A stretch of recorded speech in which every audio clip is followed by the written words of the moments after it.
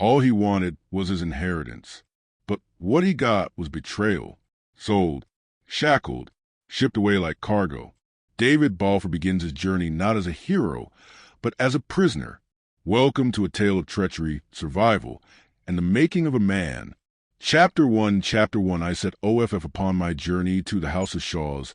I will begin the story of my adventures with certain morning early in the month of June, the year of grace 1751, when I took the key for the last time out of the door of my father's house.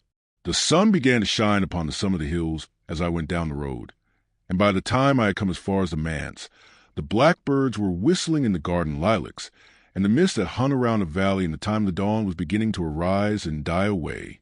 Mr. Campbell, the minister of Ascendian, was waiting for me by the garden gate. Good man. He asked me if I had breakfasted, and hearing that I lacked for nothing, he took my hand in both of his and clapped it kindly under his arm.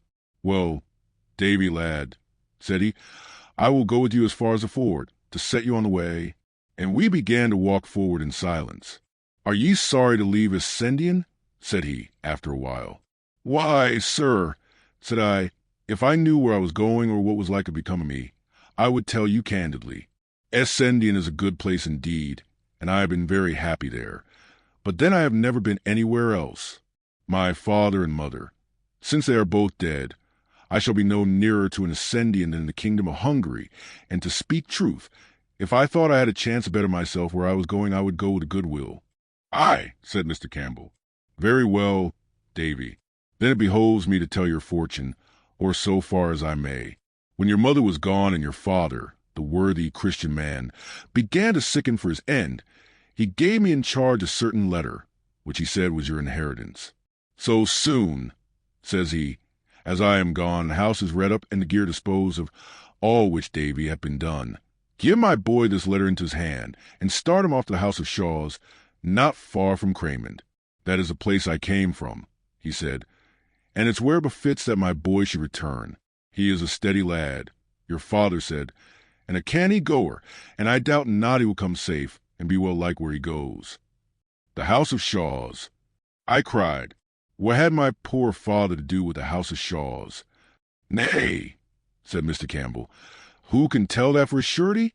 But the name of that family, Davy, boy, is the name you bear, Balfours of Shaws, an ancient, honest, reputable house, peradventure in these latter days decayed. Your father, too, was a man of learning as befitted his position. No man more plausibly conducted school, nor had he the manner or the speech of common dominie. But, as you yourself remember, I took a pleasure to have him to manse to meet the gentry, and those of my own house, Campbell of Kilrenet, Campbell of Dunswire, Campbell of Minch, and others, all well-kenned gentlemen, had pleasure in his society. Lastly, to put all the elements of this affair before you, here is the testamentary letter itself, superscribed by the own hand of our departed brother. He gave me the letter, which was addressed in these words: "To the hands of Ebenezer Balfour, Esquire, of Shaws, in his House of Shaws, these will be delivered by my son, David Balfour." My heart was beating hard at this great prospect now suddenly opening before a lad of 17 years of age, the son of a poor country dominie in the forest of Ettrick. "Mr. Campbell," I stammered, "and if you were in my shoes, would you go?" "Of a surety," said the minister, "that would I, and without pause. A pretty lad like you should get to Craymond, which is near him by Edinburgh, in 2 days' a walk. If the worst came to the worst, and your high relations, as I cannot but suppose them to be some of your blood, should put you to the door, ye can but walk the 2 days back again, and RIS be at the manse door. But I would rather hope that ye shall be well received, as your poor father forecast for you, and for anything that I can come to be a great man in time. And here, Davy laddie," he resumed, "it lies near upon my conscience to improve this parting, and set you on the right guard against the dangers of the world." Here he cast about for a comfortable seat, lighted on a big boulder under a birch by the trackside, sate down upon it with very long, serious upper lip, and the sun now shining upon us between two peaks, put his pocket handkerchief over his cocked hat to shelter him. There then, with uplifted forefinger, he first put me on my guard against a considerable number of heresies, to which I had no temptation, and urged upon me to be instant in my prayers and reading of the Bible. That done, He drew a picture of the great house that I was bound to, and how I should conduct myself with its inhabitants. Be supple, Davy, in things immaterial, said he. Bear ye this in mind, that, though gentle born, ye have had a country rearing. Dinna shame us, Davy, dinna shame us, in yon great muckle house, with all these domestics, upper and under. Show yourself as nice, as circumspect, as quick at conception, and as slow of speech as any. As for the laird, remember he's a laird. I say no more. Honor to whom honor. It's a pleasure to obey a laird, or should be to the young. Well, sir, said I, it may be, and I'll promise you I'll try to make it so. Why, very well said, replied Mr. Campbell, heartily. And now to come to material, or, to make a quibble, to the immaterial. I have here a little packet, which contains 4 things. He tugged it, as he spoke, and with some great difficulty, from the skirt pocket of his coat. Of these 4 things, the first is your legal due, the little pickle money for your father's books and plenishing, which I bought, as I have explained from the first, in the design of reselling at a profit to the incoming dominie. The other 3 are gifties that Mrs. Campbell and myself would be blithe of your acceptance. The first, which is round, will likely please you best at the first off go, but, oh, Davy, laddie, it's but a drop of water in the sea. It'll help you but a step, and vanish like the morning. The second, which is flat and square and written upon, will stand by you through life, like a good staff of the road, and a good pillow to your head in sickness. And as for the last, which is cubical, that'll see you, is my prayerful wish into a better land. Held me at arm's length, looking at me with his face all working with sorrow with that he got upon his feet, took off his hat, and prayed a little while aloud, and in affecting terms, for a young man setting out into the world, then suddenly took me in his arms and embraced me very hard, then held me at arm's length, looking at me with his face all working with sorrow, and then whipped about and crying good-bye to me, set off backward by the way that we had come at a sort of jogging run. It might have been laughable to another, but I was in no mind to laugh. I watched him as long as he was in sight, and he never stopped hurrying nor once looked back. Then it came upon my mind that this was all his sorrow, my departure, and my conscience smote me hard and fast, because I, for my part, was overjoyed to get away out of that quiet countryside, and go to a great busy house, among rich and respected gentlefolk of my own name and blood. Davy, Davy, I thought, was ever seen such black ingratitude? Can you forget old favors and old friends at the mere whistle of a name? Fie, think shame. And I sat down on the boulder the good man had just left, and opened the parcel to see the nature of my gifts, that which he had called cubical. I had never had much doubt of. Sure enough, it was a little Bible, to carry in a plaid nook, that which he had called round. I found to be a shilling piece. And the third, which was to help me so wonderfully both in health and sickness all the days of my life, was a little piece of coarse yellow paper, written upon thus in red ink: to make lily of the valley watered. Take the flowers of lily of the valley and distill them in sack, and drink a spoonful or 2 as there is occasion. It restores speech to those that have the dumb palsy. It is good against the gout. It comforts the heart and strengthens the memory. And the flowers, put into a glass, close stopped, and set into ane hill of ants for a month, then take it out, and you'll find a liquor which comes from the flowers, which keep in a vial. It is good, ill or well, and whether man or woman. And then, in the minister's own hand, was added, likewise for sprains, rub it in, and for the colic, a great spoonful in the hour. To be sure, I laughed over this, but it was rather tremulous laughter, and I was glad to get my bundle on my staff's end and set out over the ford and up the hill upon the farther side, till, just as I came on the green drove road running wide to the heather, I took my lasso to Kirk Ascendian, the trees about the manse, and the big rowans in the kirkyard where my father and my mother lay. Chapter 2. I come to my journeys yendi in the forenoon of the 2nd day. Coming to the top of a hill, I saw all the country fall away before me down to the sea, and in the midst of this descent on a long ridge, the city of Edinburgh smoking like a kiln. There was a flag upon the castle, and ships moving or lying anchored in the firth, both of which, for as far away as they were, I could distinguish clearly, and both brought my country heart into my mouth.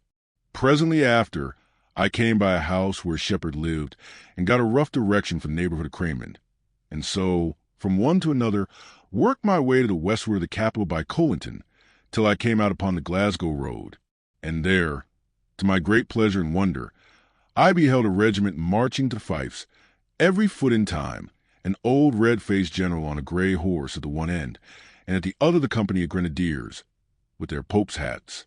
The pride of life seemed to mount into my brain at the sight of the red coats and the hearing of that merry music. A little farther on, and I was told I was in Cramen parish, and began to substitute in my inquiries the name of the house of Shaws. It was a word that seemed to surprise those of whom I sought my way. At first I thought the plainness of my appearance, in my country habit, and that all dusty from the road, consorted ill with the greatness of the place to which I was bound. But after 2 or maybe 3 had given me the same look and the same answer, I began to take it in my head there was something strange about the Shaws itself. The better to set this fear at rest, I changed the form of my inquiries, and spying an honest fellow coming along the lane on the shaft of his cart, I asked him if he had ever heard tell a house they called the House of Shaws. He stopped his cart and looked at me like the others. "I," said he, "what for? It's a great house?" I asked. "Doubtless," says he. "The house is a big, muckle house." "Aye," said I, "but the folk that are in it?" "Folk," cried he, "are ye daft? There's nae folk there, to call folk." "What, say I, not Mr. Ebenezer?" "Oh, aye," says the man, "there's the laird, to be sure, if it's him you're wanting. What'll like be your business, Manny?" I was led to think that I would get situation. I said, looking as modest as I could, "What?" cries the carter, in so sharp a note that his very horse started, and then, "Well, Manny," he added, "it's none of my affairs, but ye seem a decent-spoken lad, and if ye'll take a word from me, ye'll keep clear of the Shaws." The next person I came across was a dapper little man in a beautiful white wig, whom I saw to be a barber on his rounds, and knowing well that barbers were great gossips, I asked him plainly what sort of man was Mr. Balfour the Shaws.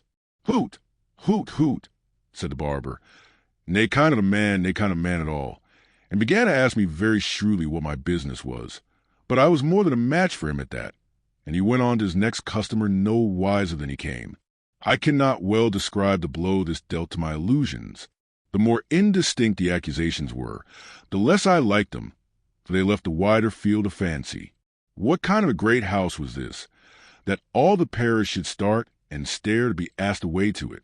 Or what sort of gentleman, that his ill fame should be thus current on the wayside? If an hour's walking would have brought me back to Ascendian, I had left my adventure then and there, and returned to Mr. Campbell's. But when I had come so far away already, mere shame would not suffer me to desist till I had put the matter to the touch of proof. I was bound, out of mere self-respect, to carry it through, and little as I liked the sound of what I heard, and slow as I began to travel, I still kept asking my way and still kept advancing. It was drawing on to sundown when I met a stout, dark, sour-looking woman coming trudging down a hill, and she, when I put my usual question, turned sharp about, accompanied me back to the summit she had just left, and pointed to a great bulk of buildings standing very bare upon a green in the bottom of the next valley. The country was pleasant round about, running in low hills, pleasantly watered and wooded, and the crops, to my eyes, wonderfully good. But the house itself appeared to be a kind of ruin. No road led up to it. No smoke arose from any of the chimneys, nor was there any semblance of a garden. My heart sank. "That!" I cried. The woman's face lit up with a malignant anger. "That is the House of Shaws," she cried. "Blood built it. Blood stopped the building of it. Blood shall bring it down. See here," she cried again, "I spit upon the ground and crack my thumb at it. Black be its fall. If ye see the laird, tell him what ye hear. Tell him this makes the 1219 time that Jennet Cluson has called down the curse on him in his house.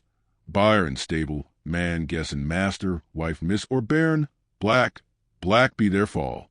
And the woman, whose voice had risen to a kind of eldritch sing-song, turned with a skip and was gone. I stood where she left me, with my hair on end. In those days folk still believed in witches and trembled at a curse, and this one, falling so pat like a wayside omen, to arrest me ere I carried out my purpose, took the pit out of my legs. I sat me down and stared at the House of Shaws. The more I looked, the pleasanter that countryside appeared, being all set with hawthorn bushes full of flowers, the fields dotted with sheep, a fine flight of rooks in the sky, and every sign of a kind soil and climate, and yet the barack in the midst of it went sore against my fancy. Country folk went by from the fields as I sat there on the side of the ditch, but I lacked the spirit to give them a goody end. At last the sun went down, and then, right up against the yellow sky, I saw a scroll of smoke go mounting, not much thicker, as it seemed to me, than the smoke of a candle, but still there it was, and meant a fire and warmth and cookery and some living inhabitant that must have lit it, and this comforted my heart. So I set forward by a little faint track in the grass that led in my direction. It was very faint indeed to be the only way to a place of habitation, yet I saw no other. Presently it brought me to stone uprights, with an unroofed lodge beside them, and coats of arms upon the top. A main entrance it was plainly meant to be, but never finished. Instead of gates of wrought iron, a pair of hurdles were tied across with straw rope, and as there were no park walls, nor any sign of avenue, the track I was following passed on the right hand of pillars, and went wandering on toward the house. The nearer I got to the house, the drearier it appeared. The nearer I got to that, the drearier it appeared. It seemed like the one wing of a house that had never been finished. What should have been the inner end stood open on the upper floors, and showed against the sky with steps and stairs of uncompleted masonry. Many of the windows were unglazed, and bats flew in and out like doves out of a dovecote. The night had begun to fall as I got close, and in 3 of the lower windows, which were very high up and narrow and well barred, the changing light of a little fire began to glimmer. Was this the palace I had been coming to? Was it within these walls that I was to seek new friends and begin great fortunes? Why, in my father's house on Essen Waterside, the fire and the bright lights would show a mile away, and the door opened to a beggar's knock. I came forward cautiously, and giving ear as I came, heard someone rattling with dishes and a little dry, eager cough that came in fits, but there was no sound of speech, and not a dog barked. The door, as well as I could see it in the dim light, was a great piece of wood all studded with nails, and I lifted my hand with faint heart under my jacket and knocked once. Then I stood and waited. The house had fallen into a dead silence. A whole minute passed away, and nothing stirred but the bats overhead. I knocked again and hearkened again. By this time my ears had grown so accustomed to the quiet that I could hear the ticking of the clock inside as it slowly counted out the seconds. But whoever was in that house kept deadly still, and must have held his breath. I was in 2 minds whether to run away, but anger got the upper hand, and I began instead to rain kicks and buffets on the door and to shout out aloud for Mr. Balfour. I was in full career when I heard the cough right overhead, and jumping back and looking up, beheld a man's head in a tall nightcap and the bell mouth of a blunderbuss at one of the first-story windows. "It's loaded," said a voice. "I have come here with a letter," I said, "to Mr. Ebenezer Balfour Shaw's. Is he here?" "From whom is it?" asked the man with the blunderbuss. "That is neither here nor there," said I, for I was growing very wroth. "Well," was the reply, "ye can put it down upon the doorstep, and be off with ye." "I will do no such thing," I cried. "I will deliver it into Mr. Balfour's hands, as it was meant I should. It is a letter of introduction." "A what?" cried the voice sharply. I repeated what I had said. "Who are ye yourself?" was the next question, after a considerable pause. "I am not ashamed of my name," said I. "They call me David Balfour." At that, I made sure the man started, for I heard the blunderbuss rattle on the window-sill, and it was after quite a long pause, and with a curious change of voice, that the next question followed. "Is your father dead?" I was so much surprised at this that I could find no voice to answer, but stood staring. "Aye," the man resumed. "He'll be dead, no doubt, and that'll be what brings ye chapping to my door." Another pause, and then defiantly, "Well, man," he said, "I'll let ye in," and he disappeared from the window.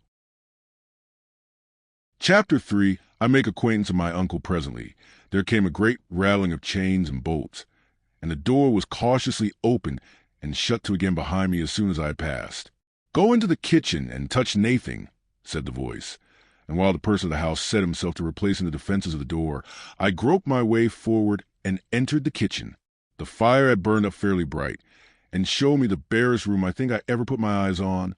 6 dishes stood upon the shelves. The table was laid for supper with a bowl of porridge, a horn spoon, and a cup of small beer. Besides what I have named, There was not another thing in that great, stone-vaulted, empty chamber but lock-fast chests arranged along the wall and a corner cupboard with a padlock. As soon as the last chain was up, the man rejoined me. He was a mean, stooping, narrow-shouldered, clay-faced creature, and his age might have been anything between 50 and 70. His nightcap was of flannel, and so was the nightgown that he wore, instead of coat and waistcoat, over his ragged shirt.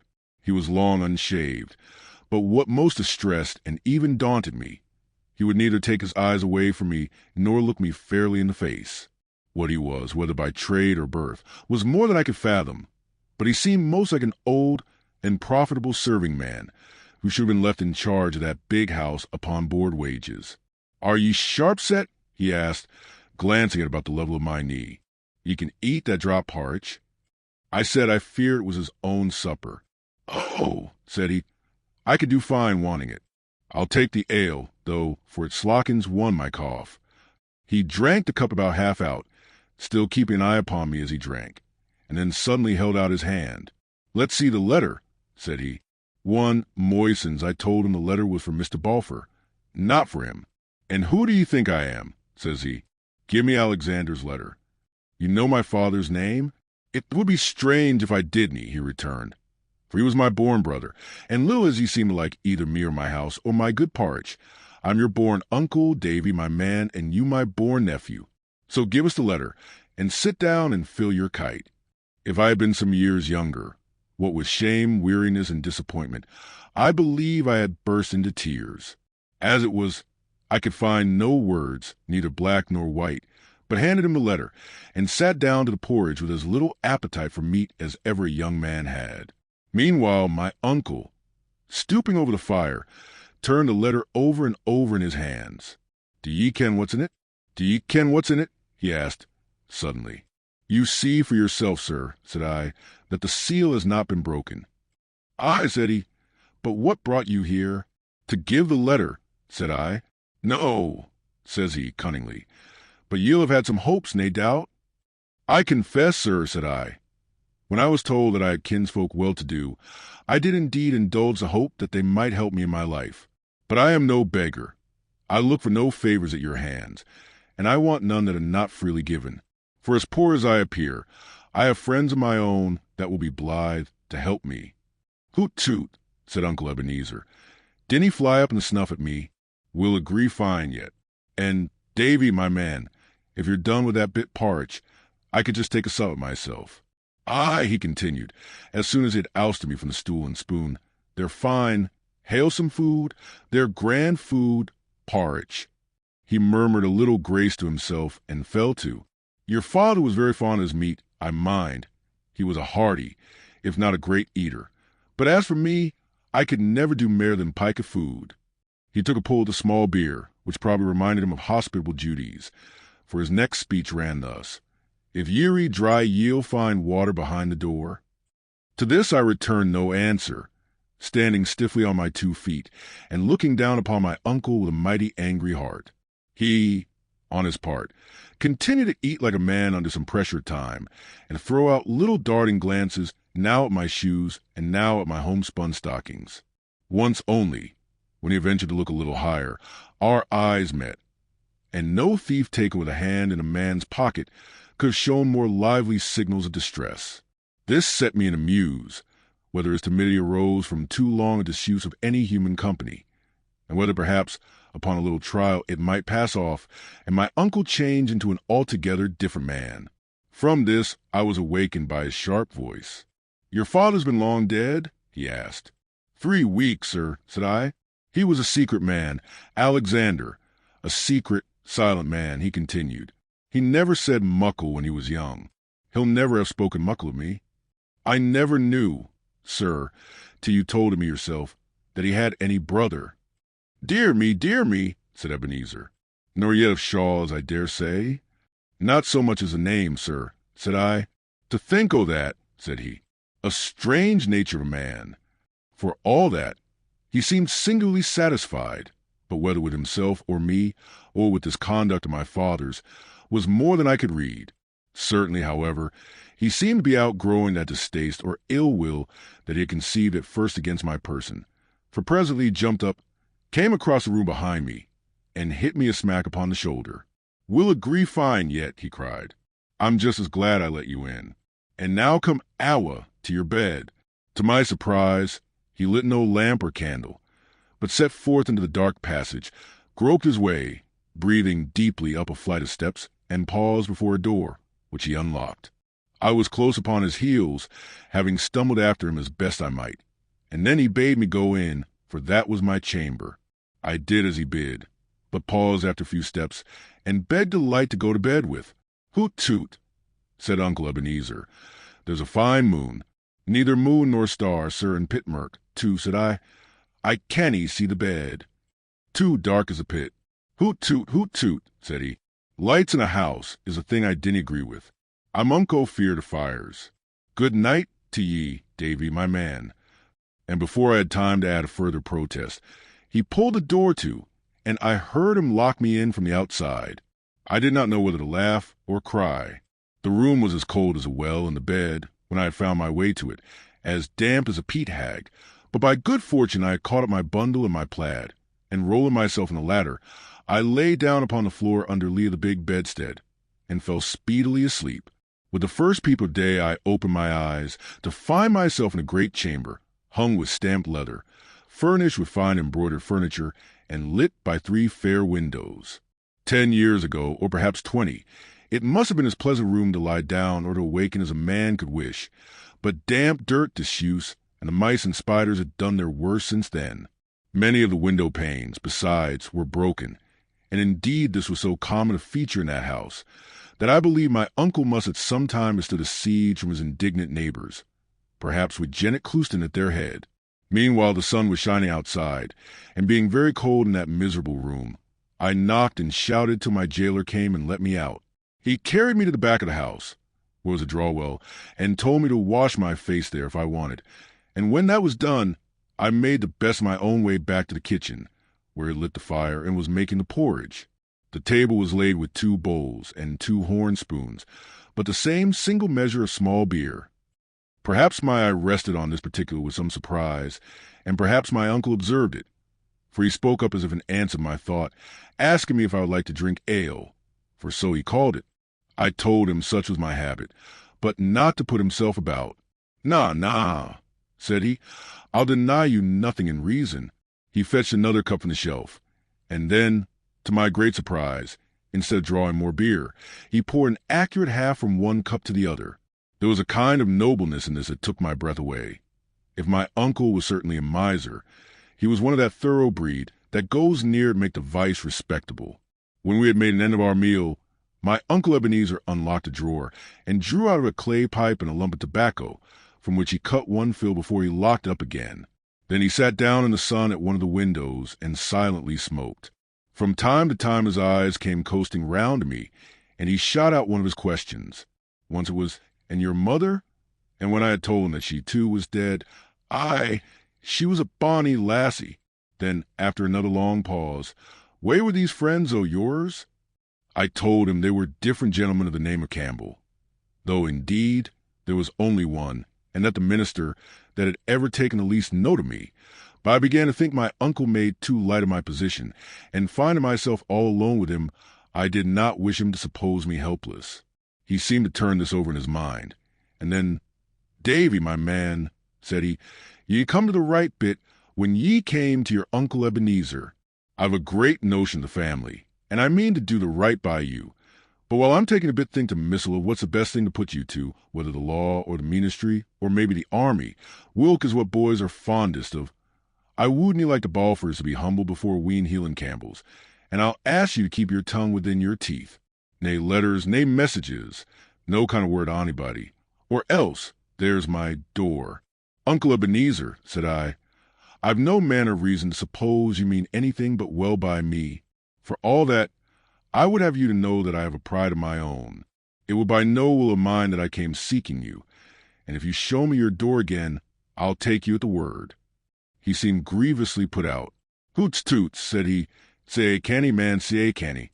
Bide a day or 2. I'm nae warlock. To find a fortune for you in the bottom of a porridge bowl, but just you give me a day or 2 and say naething to naebody, and as sure, I'll do the right by you." "Very well," said I. "Enough said. If you want to help me, there's no doubt but I'll be glad of it, and none but I'll be grateful." It seemed to me too soon, I dare say, that I was getting the upper hand of my uncle, and I began next to say that I must have the bed and bedclothes aired and put to sun-dry, for nothing would make me sleep in such a pickle. "Is this my house or yours?" said he, in his keen voice, and then all of a sudden broke off. Nah," said he. "I didn't mean that. What's mine is yours, Davy, my man, and what's yours is mine. Blood's thicker than water, and there's naebody but you and me that ought to name." And then on he rambled about the family, and its ancient greatness, and his father that began to enlarge the house, and himself that stopped the building as a sinful waste. And this put in my head to give him Janet Clouston's message. "The limmer," he cried. 1,215. That's every day since I had the limmer rope it. "Three, David, I'll have her roasted on red peats before I'm by with it. A witch, a proclaimed witch. I'll aff and see the session clerk." 3 sold up, and with that he opened a chest, and got out a very old and well-preserved blue coat and waistcoat, and a good enough beaver hat, both without lace. These he threw on anyway, and taking a staff from the cupboard, locked all up again, and was for setting out, when a thought arrested him. "I can't leave you by yourself in the house," said he. "I'll have to lock you out." The blood came to my face. "If you lock me out," I said, "it'll be the last you'll see of me in friendship." He turned very pale and sucked his mouth in. "This is no the way," he said, looking wickedly at a corner of the floor. "This is no the way to win my favor, David." "Sir," says I, "with a proper reverence for your age and our common blood, I do not value your favor at a bottle's purchase. I was brought up to have a good conceit of myself, and if you were all the uncle and all the family I had in the world 10 times over, I wouldn't buy your liking at such prices." Uncle Ebenezer went and looked out of the window for a while. I could see him all trembling and twitching, like a man with palsy. But when he turned round, he had a smile upon his face. Well, said he, "we must bear and forbear. I'll no go, that's all that's to be said of it." "Uncle Ebenezer," I said, "I can make nothing out of this. You use me like a thief. You hate to have me in this house. You let me see it, every word and every minute. It's not possible that you can like me, and as for me, I've spoken to you as I never thought to speak to any man. Why do you seek to keep me, then? Let me gang back to the friends I have, and that like me—" Nah, he said very earnestly. "I like you fine. We'll agree fine yet. And for the honor of the house, I couldn't let you leave the way ye came. Bide here quiet, there's a good lad.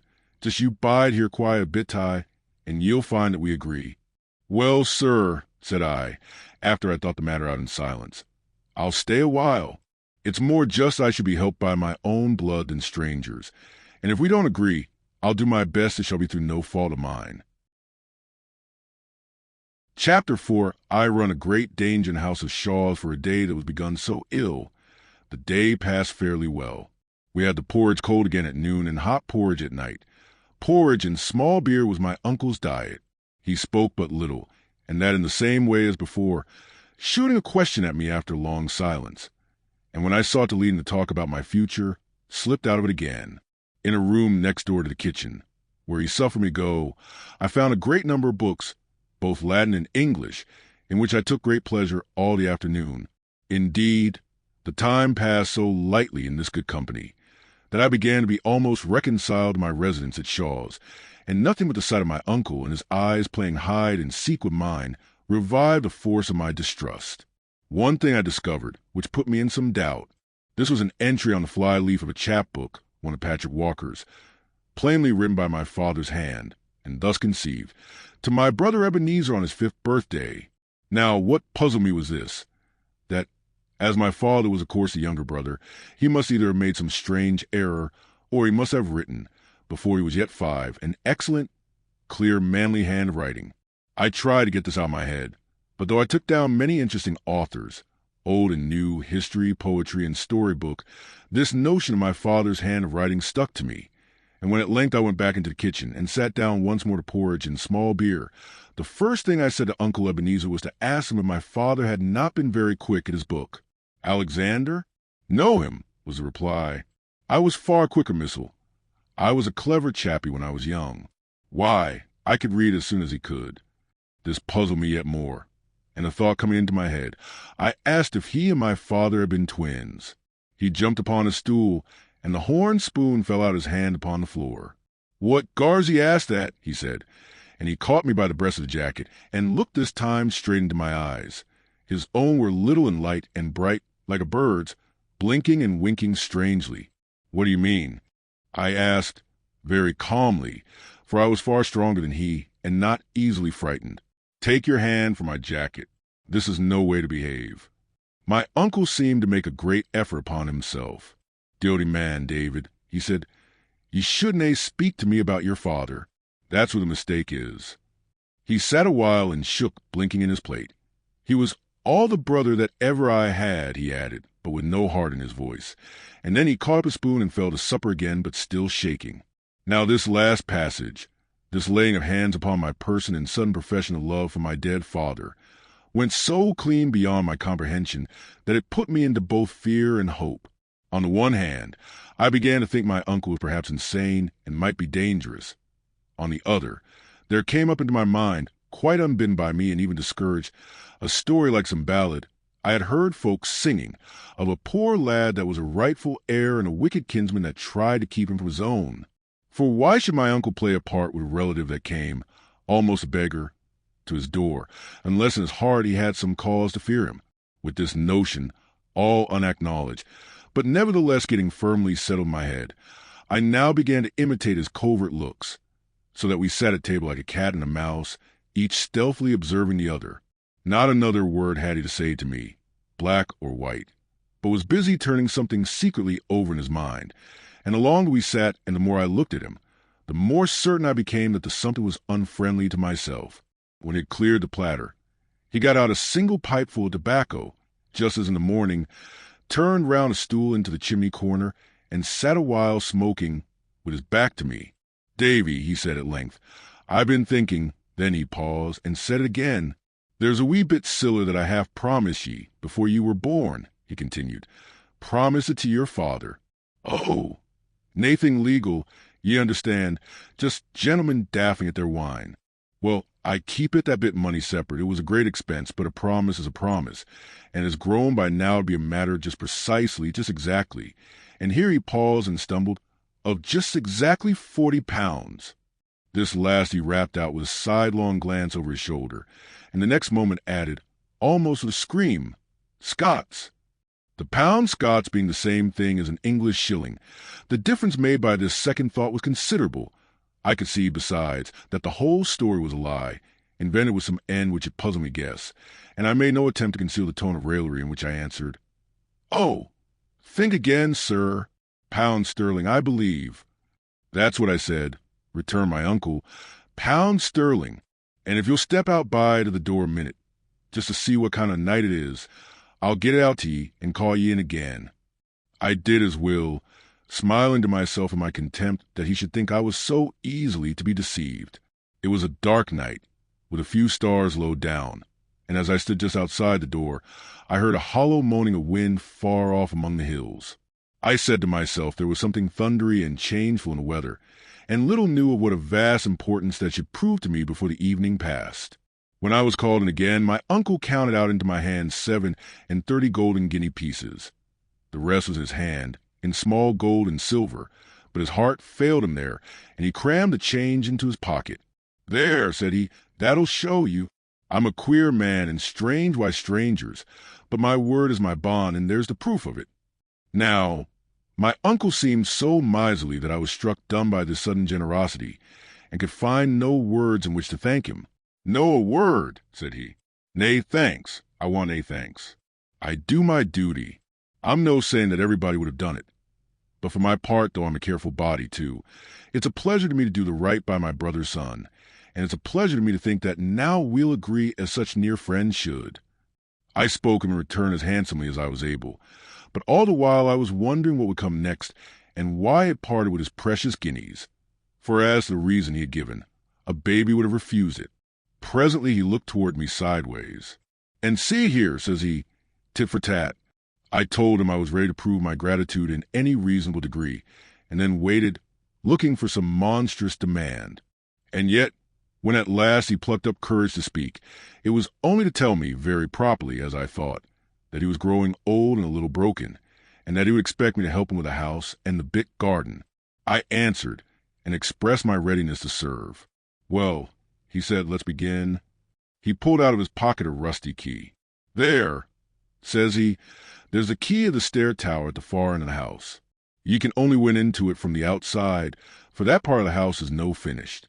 Gang ye in there and up the stairs, and bring me down the chest that's at the top.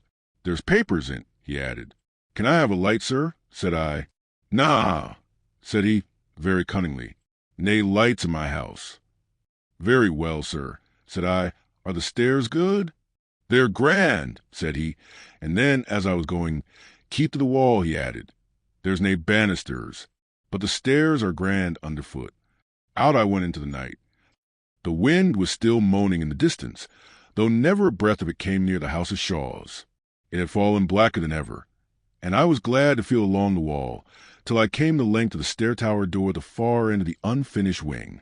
I had got the key into the keyhole and had just turned it, when all upon a sudden, without sound of wind or thunder, the whole sky lighted up with wild fire and went black again.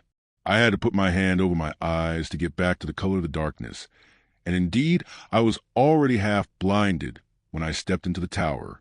It was so dark inside, it seemed a body could scarce breathe, but I pushed out with foot and hand, and presently struck the wall with the one, and the lowermost round of the stair with the other.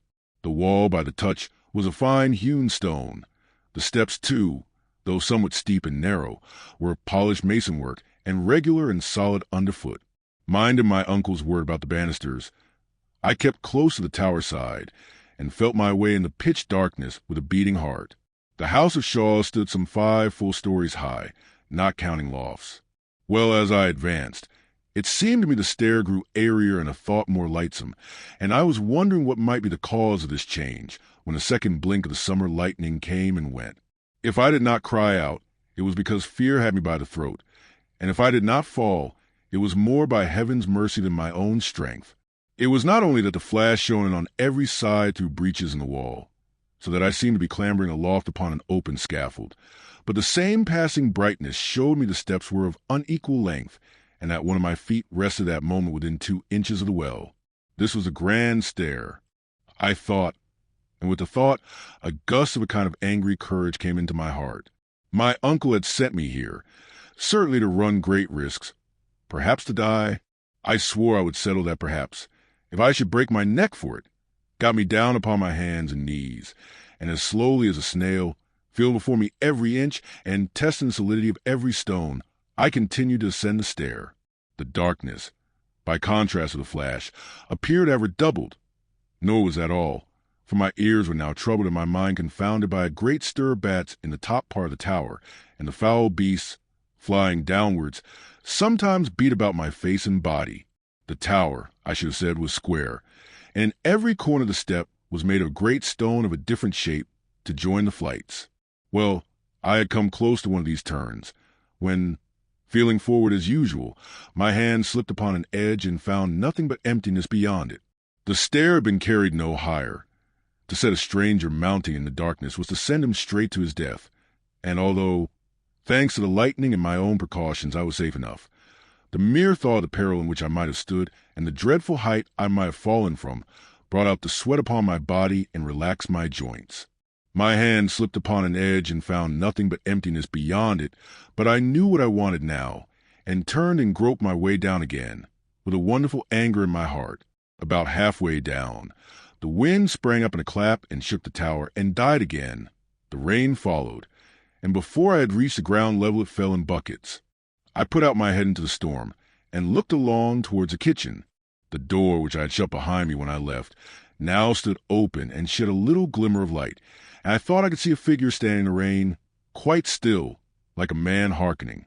And then there came a blinding flash, which showed me my uncle plainly, just where I had fancied him to stand, and hard upon the heels of it, a great toll of thunder. Now, whether my uncle thought the crash to be the sound of my fall, or whether he heard in it God's voice denouncing murder, I will leave you to guess. Certain it is, at least, that he was seized on by a kind of panic fear, and that he ran into the house and left the door open behind him. I followed as softly as I could, and, coming unheard into the kitchen, stood and watched him. He had found time to open the corner cupboard and bring out a great case bottle of aqua vitae, and now sat with his back towards me at the table. Ever and again he would be seized with a fit of deadly shuddering and groan aloud, and carrying the bottle to his lips, drink down the raw spirits by the mouthful. I stepped forward, came close behind him where he sat, and suddenly clapping my 2 hands down upon his shoulders, "Ah!" cried I. My uncle gave a kind of broken cry like a sheep's bleat, flung up his arms, and tumbled to the floor like a dead man. I was somewhat shocked at this, but I had myself to look to first of all, and did not hesitate to let him lie as he had fallen. The keys were hanging in the cupboard. It was my design to furnish myself with arms before my uncle should come again to his senses, and the power of devising evil. In the cupboard were a few bottles, some apparently of medicine, a great many bills and other papers, which I should willingly enough have rummaged had I had the time, and a few necessaries that were nothing to my purpose. Thence I turned to the chests.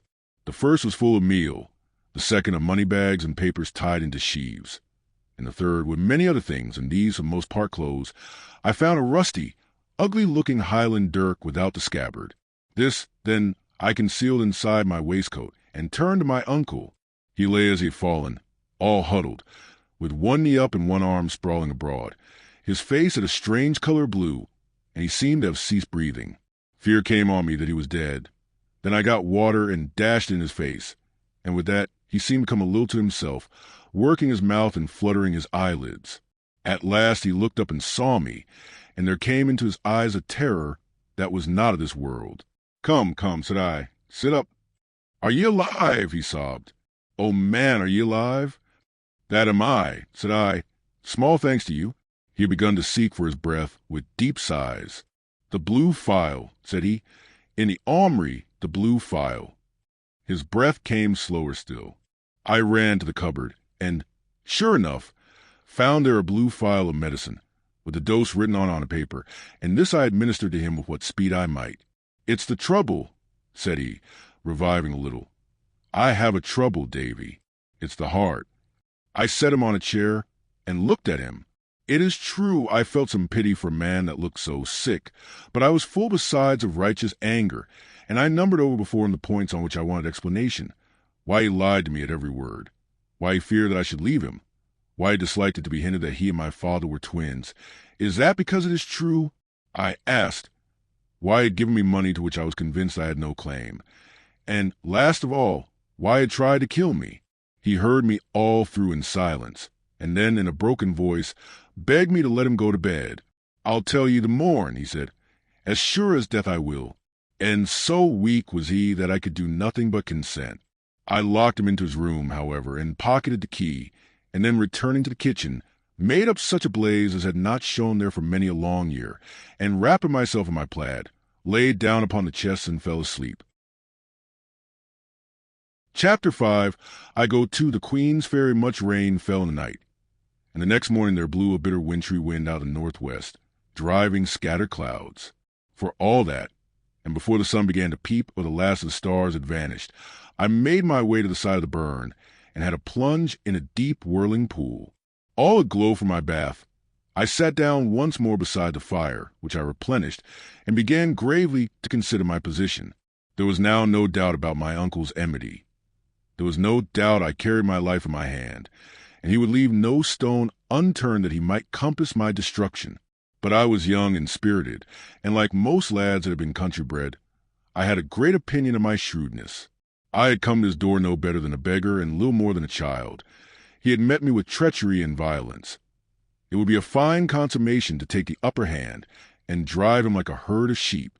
I sat there nursing my knee and smiling at the fire, and I saw myself in fancy smell out his secrets one after another, and grow to be that man's king and ruler. The warlock of Ascendian, they say, had made a mirror in which men could read the future. It must have been of other stuff than burning coal, for in all the shapes and pictures I sat and gazed at, there was never a ship, never seaman with a hairy cap, never a big bludgeon for my silly head, or the least sign of all those tribulations that were ripe to fall on me. Presently, all swollen with conceit, I went upstairs and gave my prisoner his liberty. He gave me good morning civilly, and I gave the same to him, smiling down upon him from the heights of my sufficiency. Soon we were set to breakfast, as it might have been the day before. "Well, sir," said I, with a jeering tone, "have you nothing more to say to me?" And then, as he made no articulate reply, "It will be time, I think, to understand each other," I continued. "You took me for a country Johnny Raw, with no more mother wit or courage than a porridge stick. I took you for a good man, or no worse than others at the least. It seems we were both wrong. What cause you have to fear me, to cheat me, and to attempt my life?" He murmured something about a jest, and that he liked a bit of fun, and then, seeing me smile, changed his tone, and assured me he would make all clear as soon as we had breakfasted. I saw by his face that he had no lie ready for me, though he was hard at work preparing one, and I think I was about to tell him so, when we were interrupted by a knocking at the door. Bidding my uncle sit where he was, I went to open it, and found on the doorstep a half-grown boy in sea clothes. He had no sooner seen me than he began to dance some steps of the sea hornpipe, which I had never before heard or far less seen, snapping his fingers in the air and footing it right cleverly. For all that, he was blue with the cold, and there was something in his face, a look between tears and laughter, that was highly pathetic and consisted ill with his gaiety of manner. Snapping his fingers in the air and footing it right cleverly, "What cheer, mate?" says he, with a cracked voice. I asked him soberly to name his pleasure. "Oh, pleasure," says he, and then began to sing. "For it's my delight of a shiny night, in the season of the year." "Well," said I, "if you have no business at all, I will even be so unmanly as to shut you out." "Stay, brother," he cried. "Have you no fun about you? Or do you want to get me thrashed?" I brought a letter from old Hesiozy to Mr. Bellflower. He showed me a letter as he spoke. "And I say, mate," he added, "I'm mortal hungry." "Well," said I, "come into the house, and you shall have a bite if I go empty for it." With that I brought him in and set him down in my own place, where he fell to greedily on the remains of breakfast, winking to me between whiles, and making many faces, which I think the poor soul considered manly.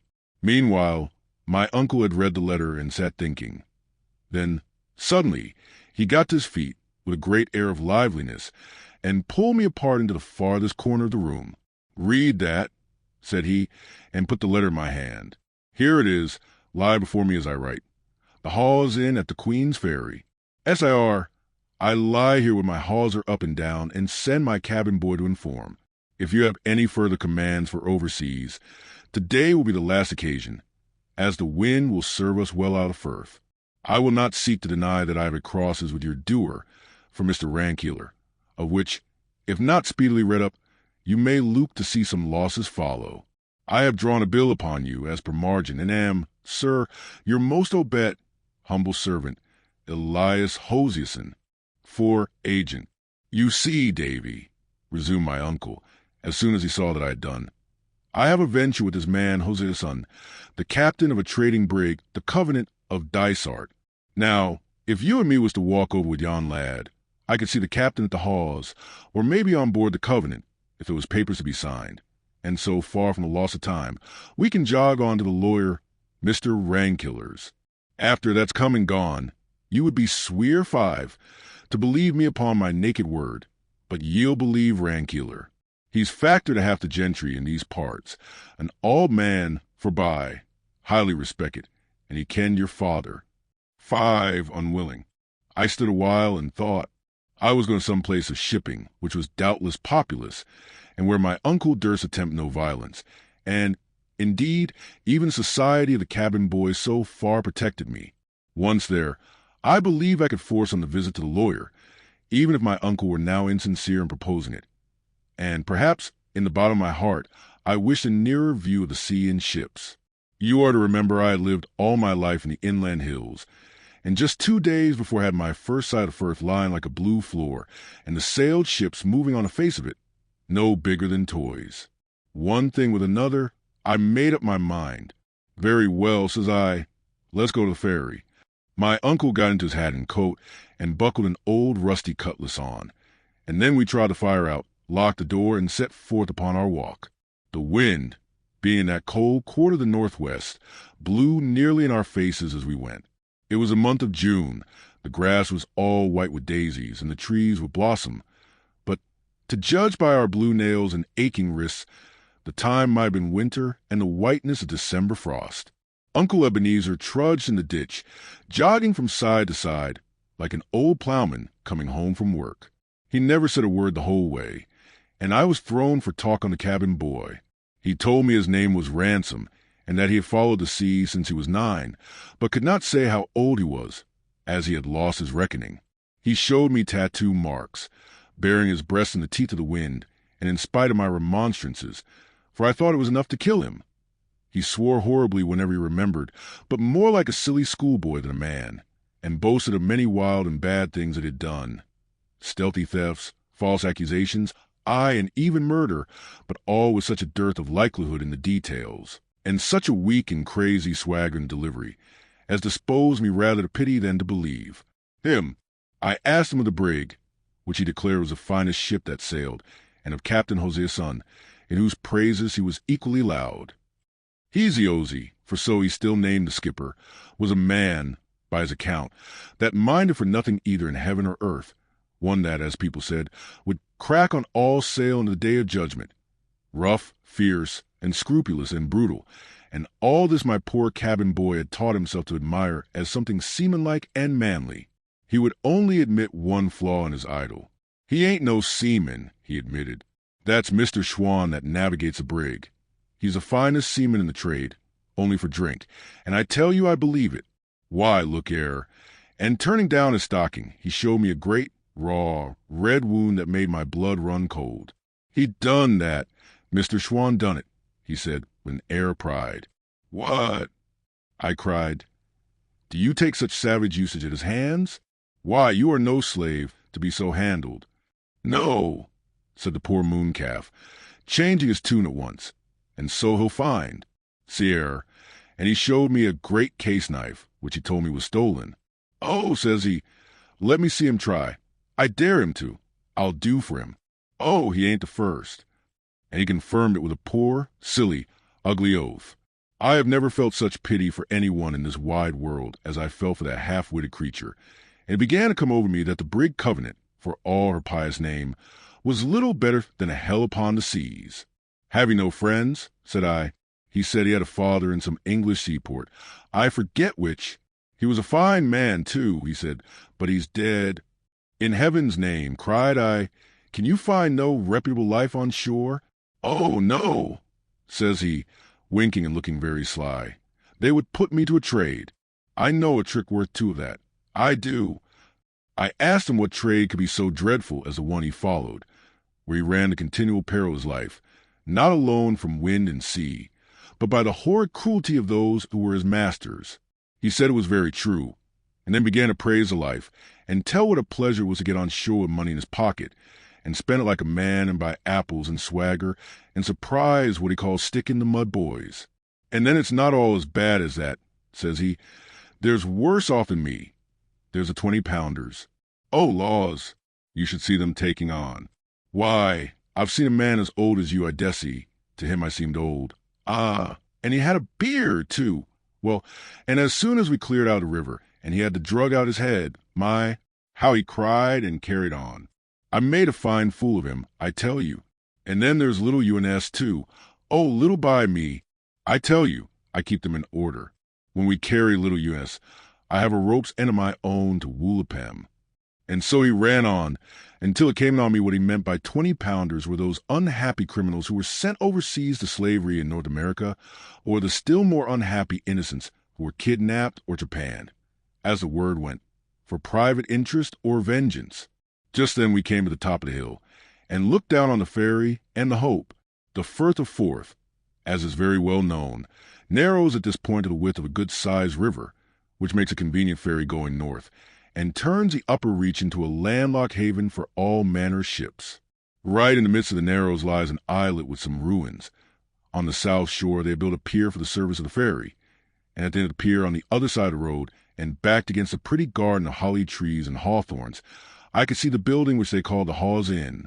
The town of Queensferry lies farther west, and the neighborhood of the inn looked pretty lonely at that time of day, for the boat had just gone north with passengers.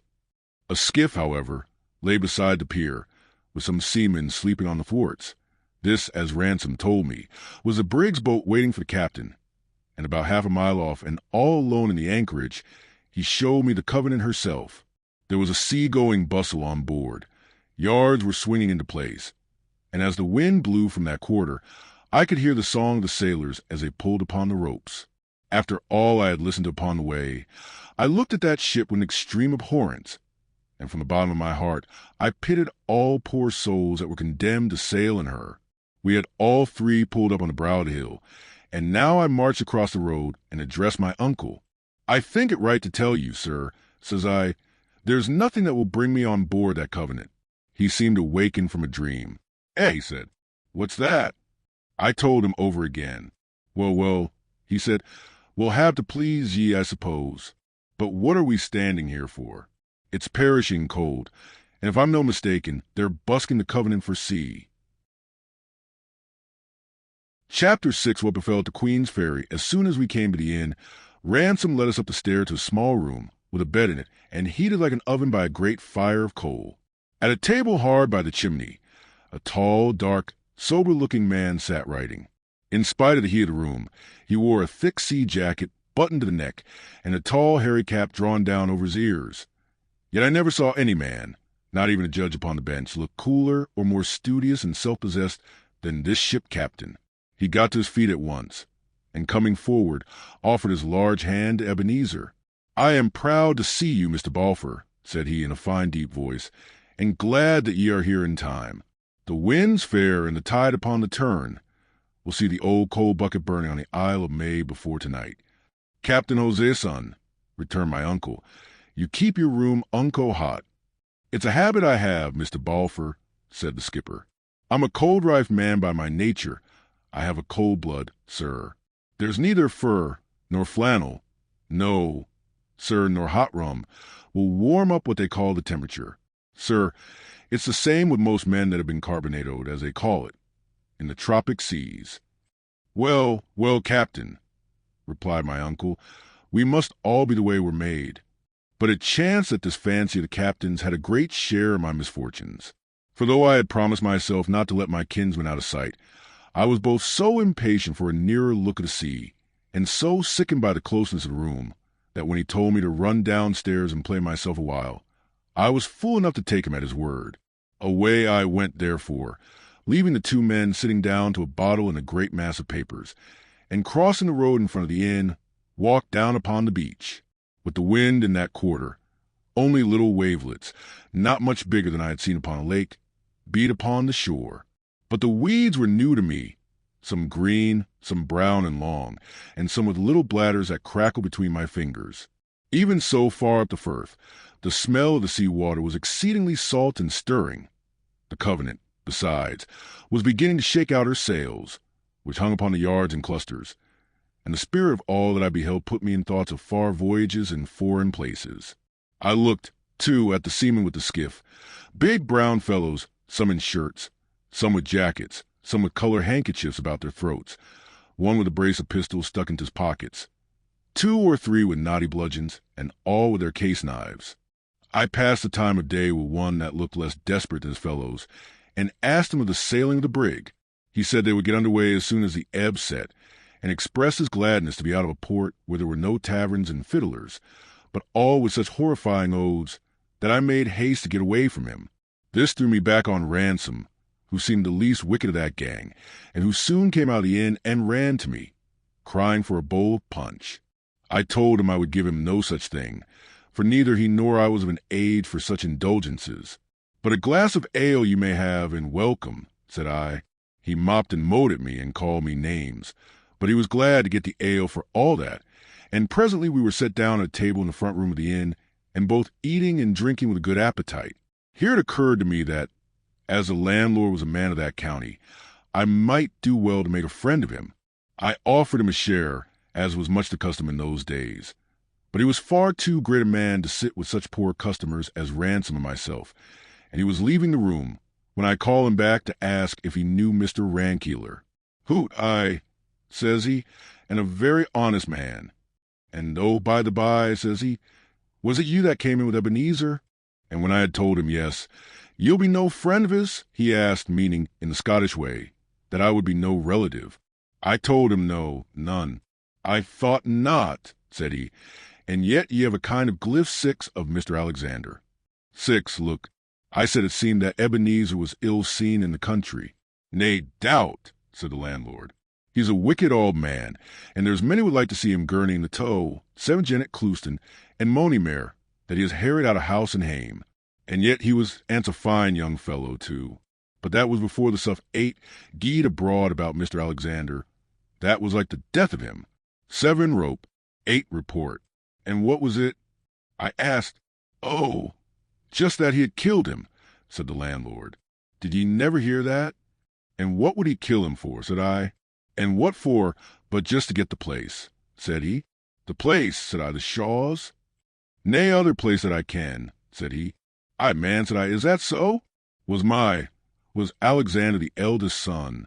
"Deed was he," said the landlord. "What else would he have killed him for?"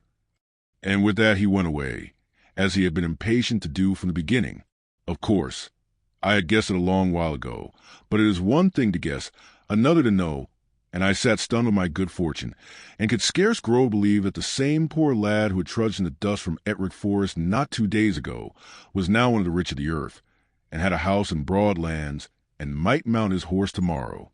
All these pleasant things and 1,000 others crowded into my mind, as I sat staring before me out of the window, and paying no heed to what I saw.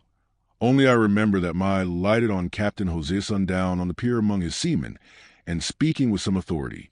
And presently he came marching back toward the house, with no mark of sailor's clumsiness, but carrying his fine, tall figure with a manly bearing, and still with the same sober, grave expression on his face. I wondered if it was possible that ransom stories could be true, and half disbelieved them. They fitted so ill with the man's looks. But indeed, he was neither so good as I supposed him, nor quite so bad as Ransom did. For in fact he was 2 men, and left the better one behind as soon as he set foot on board his vessel. The next thing, I heard my uncle calling me, and found the pair in the road together. It was the captain who addressed me, and that with an air very flattering to a young lad, of grave equality. "Sir," said he, "Mr. Balfour tells me great things of you, and for my own part, I like your looks. I wish I was for longer here, that we might make the better friends, but we'll make the most of what we have. Ye shall come on board my brig for half an hour, till the ebb sets, and drink a bowl with me." Now, I longed to see the inside of a ship more than words can tell, but I was not going to put myself in jeopardy, and I told him my uncle and I had an appointment with a lawyer. Aye, said he. He passed me word of that. But, ye see, the boat will set ye ashore at the town pier, and that's but a penny stone cast from Rankiller's house. And here he suddenly leaned down and whispered in my ear, "Take care of the old Todwink with a frown 9. He means mischief. Come aboard till I can get a word with ye." And then, passing his arm through mine, he continued aloud, as he set off toward his boat, "But come, what can I bring ye from the Carolinas? Any friend of Mr. Balfour's can command. A roll of tobacco, Indian featherwork, a skin of a wild beast, a stone pipe, the mocking bird that mews for all the world like a cat, the cardinal bird that is as red as blood. Take your pick and say your pleasure. 9, Fox." By this time we were at the boat's side, and he was handing me in. I did not dream of hanging back. I thought, the poor fool, that I had found a good friend and helper, and I was rejoiced to see the ship. As soon as we were all set in our places, the boat was thrust off from the pier and began to move over the waters. And what with my pleasure in this new movement, and my surprise at our low position, and the appearance of the shores, and the growing bigness of the brig as we drew near to it, I could hardly understand what the captain said, and must have answered him at random. As soon as we were alongside, where I sat fairly gaping at the ship's height, the strong humming of the tide against its sides, and the pleasant cries of the seamen at their work, Jose's, declaring that he and I must be the first aboard, ordered a tackle to be sent down from the main yard. In this I was whipped into the air and set down again on the deck, where the captain stood ready waiting for me, and instantly slipped back his arm under mine. There I stood some while a little dizzy with the unsteadiness of all around me, perhaps a little afraid, and yet vastly pleased with these strange sights. The captain meanwhile pointing out the strangest, and telling me their names and uses. "But where's my uncle?" said I suddenly. "Aye," said Hosea-san with a sudden grimness. "That's the point." I felt I was lost. With all my strength, I plucked myself clear of him and ran to the bulwarks. Sure enough, there was the boat pulling for the town, with my uncle sitting in the stern. I gave a piercing cry, "Help, help, murder!" so that both sides of the anchorage rang with it, and my uncle turned round where he was sitting and showed me a face full of cruelty and terror. I gave a piercing cry, "Help, help, murder!" It was the last I saw. Already strong hands had been plucking me back on the ship's side, and now a thunderbolt seemed to strike me. I saw a great flash of fire and fell senseless.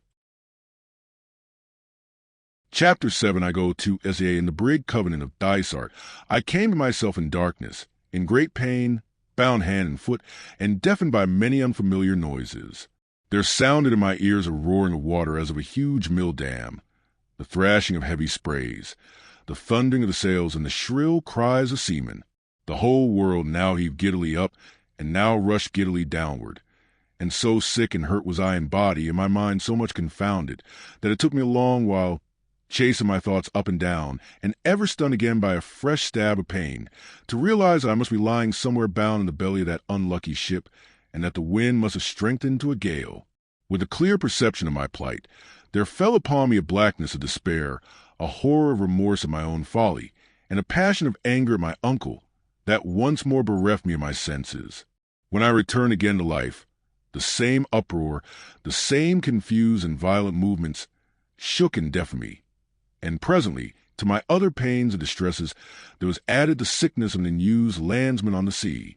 In that time of my adventurous youth, I suffered many hardships, but none that was so crushing to my mind and body, or lit by so few hopes, as these first hours aboard the brig.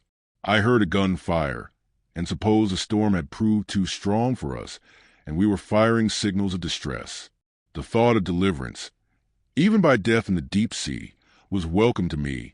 Yet it was no such matter, but, as I was afterwards told, a common habit of the captain's, which I here set down to show that even the worst man may have his kindlier side. We were then passing, it appeared, within some miles of Dysart, where the brig was built, and where old Mrs. Hosea-san, the captain's mother, had come some years before to live.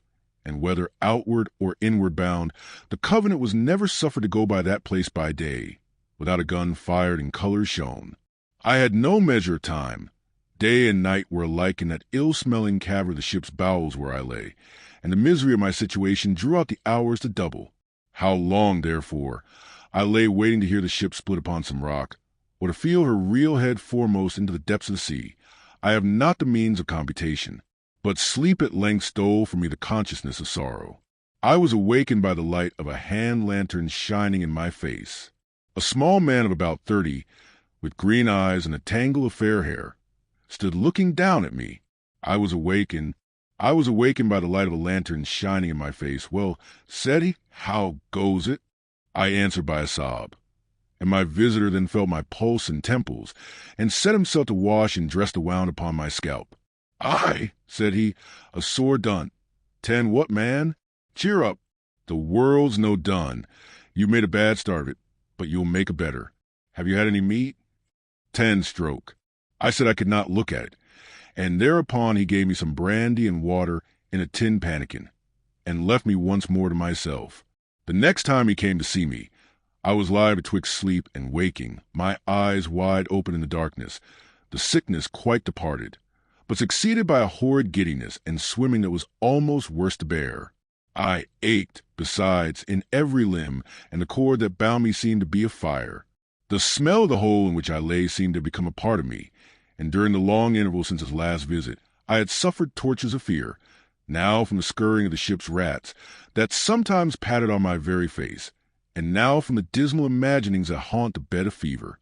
The glimmer of the lantern, as a trap opened, shone in like the heaven sunlight, and though it only showed me the strong, dark beams of the ship that was my prison, I could have cried aloud for gladness. The man with the green eyes was the first to descend the ladder, and I noticed that he came somewhat unsteadily. He was followed by the captain. Neither said a word, but the first set to and examined me, and dressed my wound as before, while Jose's son looked me in my face with an odd, black look. "Now, sir, you see for yourself," said the first. "A high fever, no appetite, no light, no meat. You see for yourself what that means." "I am no conjurer, Mr. Rioch," said the captain. "Give me leave, sir," said Rioch. "You've a good head upon your shoulders and a good Scotch tongue to ask with, but I will leave you no manner of excuse. I want that boy taken out of this hole and put in the forecastle. What ye may want, sir, is a matter concerning nobody but yoursel," returned the captain. "But I can tell ye that which is to be. Here he is, here he shall bide." "Admitting that you've been paid in proportion," said the other, "I will crave leave humbly to say that I am not. Paid I am, and none too much, to be the second officer of this old tub. And you can very well if I do my best to earn it, but I was paid for nothing more. If ye could hold back your hand from the tin pan, Mr. Rioch, I would have no complaint to make of ye," returned the skipper.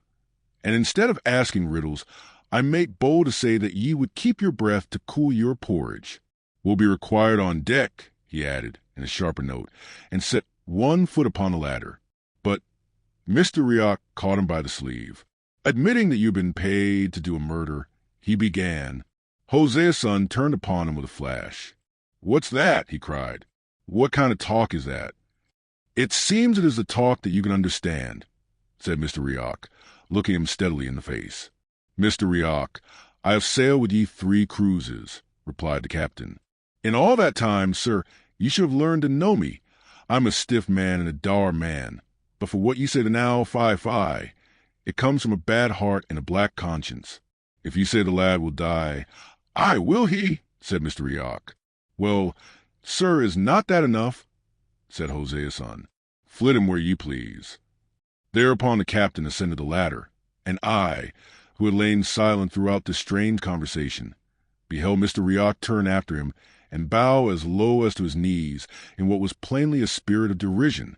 Even in my then state of sickness, I perceived 2 things: that the mate was touched with liquor, as the captain hinted, and that, drunk or sober, he was like to prove a valuable friend. 5 minutes afterward my bonds were cut. I was hoisted on a man's back, carried up to the forecastle, and laid in a bunk on some sea blankets, where the first thing that I did was to lose my senses. It was a blessed thing indeed to open my eyes again upon the daylight, and to find myself in the society of men. The forecastle was a roomy place enough, set all about with berths, in which the men of the watch below were seated smoking or lying down asleep. The day being calm and the wind fair, the scuttle was open, and not only the good daylight, but from time to time, as the ship rolled, a dusty beam of sunlight shone in and dazzled and delighted me. I had no sooner moved, moreover, than one of the men brought me a drink of something healing which Mr. Rioch had prepared, and bade me lie still, and I should soon be well again. There were no bones broken, he explained. A clour 11 on the head was naething. "Man," said he, "it was me that gave it ye. 11 blow." Here I lay for the space of many days a close prisoner, and not only got my health again, but came to know my companions. They were a rough lot indeed, as sailors mostly are, being men rooted out of all the kindly parts of life, and condemned to toss together on the rough seas, with masters no less cruel. There were some among them that had sailed with the pirates and seen things it would be a shame even to speak of. Some were men that had run from the king's ships, and went with a halter round their necks, of which they made no secret, and all, as the saying goes, were at a word and a blow with their best friends.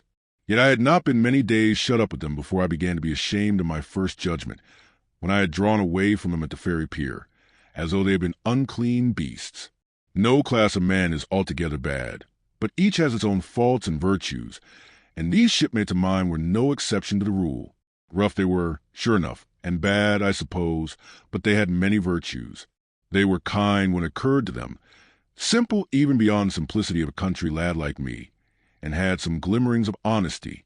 There was one man of maybe 40 that would sit on my berth side for hours and tell me of his wife and child.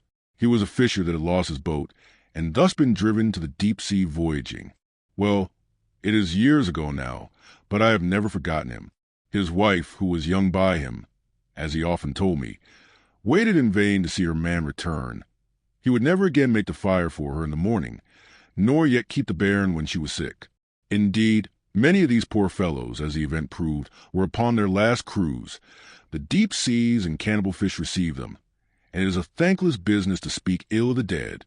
Among other good deeds that they did, they returned my money, which had been shared among them, and though it was about a third short, I was very glad to get it, and hoped great good from in the land I was going to.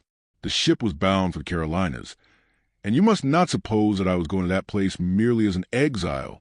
The trade was even then much depressed. Since that, and with the rebellion of the colonies and the formation of the United States, it has, of course, come to an end. But in those days of my youth, white men were still sold into slavery on the plantations, and that was a destiny to which my wicked uncle had condemned me. The cabin boy Ransom, from whom I had first heard of these atrocities, came in at times from the roundhouse, where he berthed and served, now nursing a bruised limb in silent agony, now raving against the cruelty of Mr. Schwann. It made my heart bleed, but the men had a great respect for the chief mate, who was, as they said, the only seaman of the whole jing-bang, and none such a bad man when he was sober. Indeed, I found there was a strange peculiarity about our two mates, that Mr. Rioch was sullen, unkind, and harsh when he was sober, and Mr. Schwann would not hurt a fly except when he was drinking. I asked about the captain, but I was told drink made no difference upon that man of iron. I did my best in the small time allowed me to make something like a man, or rather I should say something like a boy, of the poor creature, Ransom, but his mind was scarce truly human. He could remember nothing of the time before he came to sea, only that his father had made clocks, and had a starling in the parlor, which could whistle in North Country. All else had been blotted out in these years of hardship and cruelties. He had a strange notion of the dry land, picked up from sailor stories, that it was a place where lads were put to some kind of slavery called a trade, and where apprentices were continually lashed and clapped into foul prisons. In a town, he thought every second person a decoy, and every third house a place in which seamen would be drugged and murdered. To be sure, I would tell him how kindly I had myself been used upon that dry land he was so much afraid of, and how well fed and carefully taught both by my friends and my parents. And if he had been recently hurt, he would weep bitterly and swear to run away. But if he was in his usual crack-brain humor, or still more, if he had had a glass of spirits in a roundhouse, he would deride the notion. It was Mr. Rioch, heaven forgive him, who gave the boy drink, and it was doubtless kindly meant. But besides that it was ruin to his health, it was a pitiful thing in life to see this unhappy, unfriended creature staggering and dancing and talking he knew not what. Some of the men laughed, but not all. Others would grow as black as thunder, thinking, perhaps, of their own childhood or their own children, and bid him stop that nonsense and think what he was doing. As for me, I felt ashamed to look at him, and the poor child still comes about me in my dreams. All this time, you should know, the Covenant was meeting continual headwinds and tumbling up and down against head seas, so that the scuttle was almost constantly shut, and the forecastle lighted only by a swinging lantern on a beam. There was constant labor for all hands. The sails had to be made and shortened every hour. The strain told on the men's temper. There was a growl of quarreling all day long from berth to berth, and as I was never allowed to set my foot on deck, you can picture to yourselves how weary in my life I grew to be, and how impatient for a change. And a change I was to get, as you shall hear. But I must first tell the conversation I had with Mr. Rioch, which put a little heart in me to bear my troubles, getting him in a favorable stage of drink, for indeed he never looked near me when he was sober. I pledged him to secrecy, and told him my whole story. He declared it was like a ballad, that he would do his best to help me, that I should have paper, pen, and ink, and write one line to Mr. Campbell and another to Mr. Rankeeler, and that if I had told the truth, 10 to 1 he would be able, with their help, to pull me through and set me in my rights. And in the meantime, says he, keep your heart up. You're not the only one, I'll tell you that. There's many a man hoeing tobacco overseas that should be mounting his horse at his own door home. Many and many. And life is all a variorum, at the best. Look at me. I'm a laird's son and more than half a doctor, and here I am, man Jack to Hosea's son. I thought it would be civil to ask him for his story. He whistled loud. Never had one, said he. I like fun, that's all. And he skipped out of the forecastle. Chapter 8. The Roundhouse One Night. about 11 o'clock, a man of Mr. Riaka's watch, which was on deck, came below for his jacket, and instantly there began to go a whisper about the forecastle that Schwan had done for him at last. There was no need of a name. We all knew who was meant, but we had scarce time to get the idea rightly in our heads, far less to speak of it, when the scuttle was again flung open and Captain Hosea's son came down the ladder. He looked sharply round the bunks in the tossing light of the lantern, and then, walking straight up to me, he addressed me, to my surprise, in tones of kindness. "My man," said he, "we want you to serve in the roundhouse. You and Ransom are to change berths. Run away aft with ye."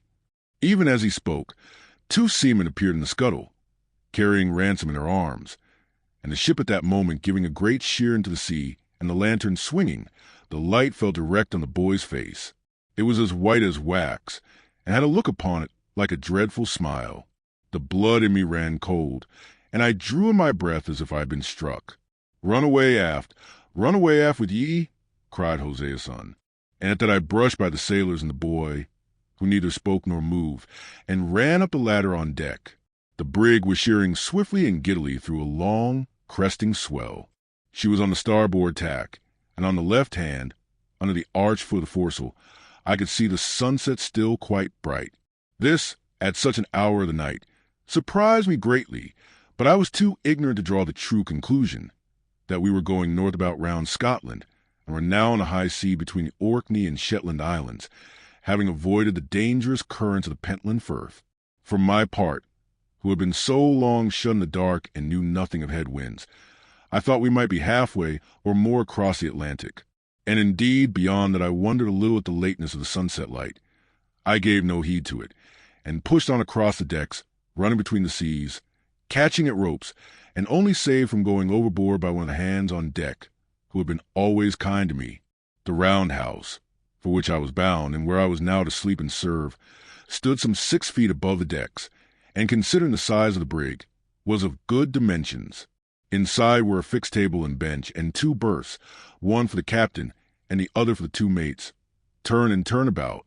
It was all fitted with lockers from top to bottom, so as to stow away the officers' belongings and a part of the ship's stores. There was a second storeroom underneath, which you entered by a hatchway in the middle of the deck. Indeed, all the best of the meat and drink and the whole of the powder were collected in this place, and all the firearms, except the 2 pieces of brass ordnance, were set in a rack in the aftermost wall of the roundhouse. The most of the cutlasses were in another place. A small window with a shutter on each side and a skylight in the roof gave it light by day, and after dark there was a lamp always burning. It was burning when I entered, not brightly, but enough to show Mr. Schwan sitting at the table, with the brandy bottle and a tin pannikin in front of him. He was a tall man, strongly made and very black, and he stared before him on the table like one stupid. He took no notice of my coming in, nor did he move when the captain followed, and leant on the berth beside me, looking darkly at the mate.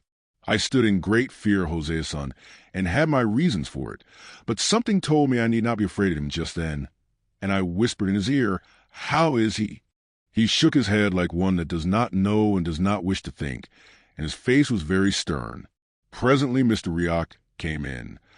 He gave the captain a glance that meant the boy was dead as plain as speaking, and took his place like the rest of us, so that we all 3 stood without a word, staring down at Mr. Schwan, and Mr. Schwan, on his side, sat without a word, looking hard upon the table. All of a sudden he put out his hand to take the bottle, and at that Mr. Riak started forward and caught it away from him, rather by surprise and violence, crying out, with an oath, that there had been too much of this work altogether, and that a judgment would fall upon the ship. And as he spoke, the weather sliding door standing open, he tossed the bottle into the sea. Mr. Schwan was on his feet in a trice. He still looked dazed, but he meant murder, aye, and would have done it, for the second time that night, had not the captain stepped in between him and his victim. "Sit down," roars the captain. "Ye sot and swine, do ye know what ye've done? Ye've murdered the boy." "Sit down," roars the captain. Mr. Schwan seemed to understand, for he sat down again and put up his hand to his brow. "Well," he said, "he brought me a dirty pannikin." At that word, the captain and I and Mr. Riak all looked at each other for a second with a kind of frightened look, And then Hosea's son walked up to his chief officer, took him by the shoulder, led him across to his bunk, and bade him lie down and go to sleep as you might speak to a bad child. The murderer cried a little, but he took off his sea boots and obeyed. "Ah!" cried Mr. Rioch with a dreadful voice. "You should have interfered long syne. It's too late now." "Mr. Rioch," said the captain, "this night's work must never be kent in Dysart. The boy went overboard, sir, that's what the story is, and I would give £5 out of my pocket it was true." He turned to the table. "What made ye throw the good bottle away?" he added. "There was nae sense in that, sir. Here, David, draw me another. They're in the bottom locker." And he tossed me a key. "Ye'll need a glass yourself, sir," he added to Rioch. Yon was an ugly thing to see. So the pair sat down and hobnobbed. And while they did so, the murderer, who had been lying and whimpering in his berth, raised himself upon his elbow and looked at them and at me. That was the first night of my new duties, and in the course of the next day I had got well into the run of them. I had to serve at the meals which the captain took at regular hours, sitting down with the officer who was off duty. All the day through I would be running with a dram to one or other of my 3 masters, and at night I slept on a blanket thrown on the deck boards at the aftermost end of the roundhouse, and right in the draught of the 2 doors. It was a hard and a cold bed, nor was I suffered to sleep without interruption. For someone would be always coming in from deck to get dram, and when a fresh watch was to be set, 2 and sometimes all 3 would sit down and brew a bowl together. How they kept their health, I know not, any more than how I kept my own. And yet in other ways it was an easy service. There was no cloth to lay. The meals were either of oatmeal porridge or salt junk, except twice a week, when it was duff, and though I was clumsy enough in not being firm on my sea legs, sometimes fell with what I was bringing them. Both Mr. Rioch and the captain were singularly patient. I could not but fancy they were making up leeway with their consciences, and that they would scarce have been so good with me if they had not been worse with Ransom. As for Mr. Schwann, the drink or his crime or the 2 together had certainly troubled his mind. I cannot say I ever saw him in his proper wits. He never grew used to my being there. Stare at me continually sometimes I could have thought with terror, and more than once drew back from my hand when I was serving him. I was pretty sure from the first that he had no clear mind of what he had done, and on my second day in the roundhouse I had the proof of it. We were alone, and he had been staring at me a long time, when all at once up he got, as pale as death, and came close up to me, to my great terror. But I had no cause to be afraid of him. "You were not here before?" he asked. "No, sir," said I. "There was another boy?" he asked again. And when I had answered him, "Ah," says he, "I thought that," and went and sat down without another word, except to call for brandy. You may think it strange, but for all the horror I had, I was still sorry for him. He was a married man, with a wife in Leith, but whether or no he had a family, I have now forgotten. I hope not. Altogether, it was no very hard life for the time it lasted, which, as you are to hear, was not long. I was as well fed as the best of them. Even their pickles, which were the great dainty, I was allowed my share of, and had I liked, I might have been drunk from morning to night, like Mr. Schwann. I had company, too, and good company of its sort. Mr. Rioch, who had been to the college, spoke to me like a friend when he was not sulking, and told me many curious things, and some that were informing.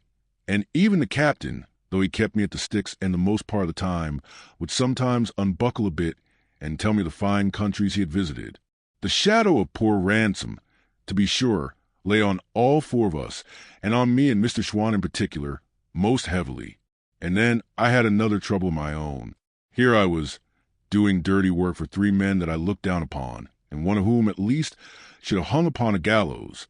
That was for the present, and as for the future, I could only see myself slaving alongside of Negroes in the tobacco fields. Mr. Rioch, perhaps from caution, would never suffer me to say another word about my story. The captain, whom I tried to approach, rebuffed me like a dog and would not hear a word, and as the days came and went, my heart sank lower and lower, till I was even glad of the work which kept me from thinking. Chapter 9. The man with the belt of gold. More than a week went by, in which the ill luck that had hitherto pursued the Covenant upon this voyage grew yet more strongly marked. Some days she made a little way, others she was driven actually back. At last we were beaten so far to the south that we tossed and tacked to and fro the whole of the ninth day, within sight of Cape Wrath and the wild, rocky coast on either hand of it. There followed on that a council of the officers, and some decision which I did not rightly understand, seeing only the result, that we had made a fair wind of a foul one, and were running south. The 10th afternoon there was a falling swell and a thick, wet, white fog that hid one end of the brig from the other. All afternoon, when I went on deck, I saw men and officers listening hard over the bulwarks. For breakers, they said, and though I did not so much as understand the word, I felt danger in the air and was excited. Maybe about 10 at night, I was serving Mr. Rioch and the captain at their supper, when the ship struck something with a great sound, and we heard voices singing out. My 2 masters leaped to their feet. "She's struck," said Mr. Rioch. "No, sir," said the captain. "We've only run a boat down." And they hurried out. The stern had been thrown into the air, and the man had leaped up. The captain was on the right of it. We had run down a boat in the fog, and she had parted in the midst and gone to bottom with all her crew but one. This man, as I heard afterwards, had been sitting in the stern as a passenger, while the rest were on the benches rowing. At the moment of the blow, the stern had been thrown into the air, and the man, having his hands free, and for all he was encumbered with a frieze overcoat that came below his knees, had leaped up and caught hold of the brig's bowsprit. It showed he had luck and much agility and unusual strength, that he should have thus saved himself from such a pass. And yet, when the captain brought him into the roundhouse, and I set eyes on him for the first time, he looked as cool as I did. He was smallish in stature, but well set and as nimble as a goat. His face was a good open expression, but sunburnt very dark, and heavily freckled and pitted with the smallpox. His eyes were unusually light, and had a kind of dancing madness in them that was both engaging and alarming.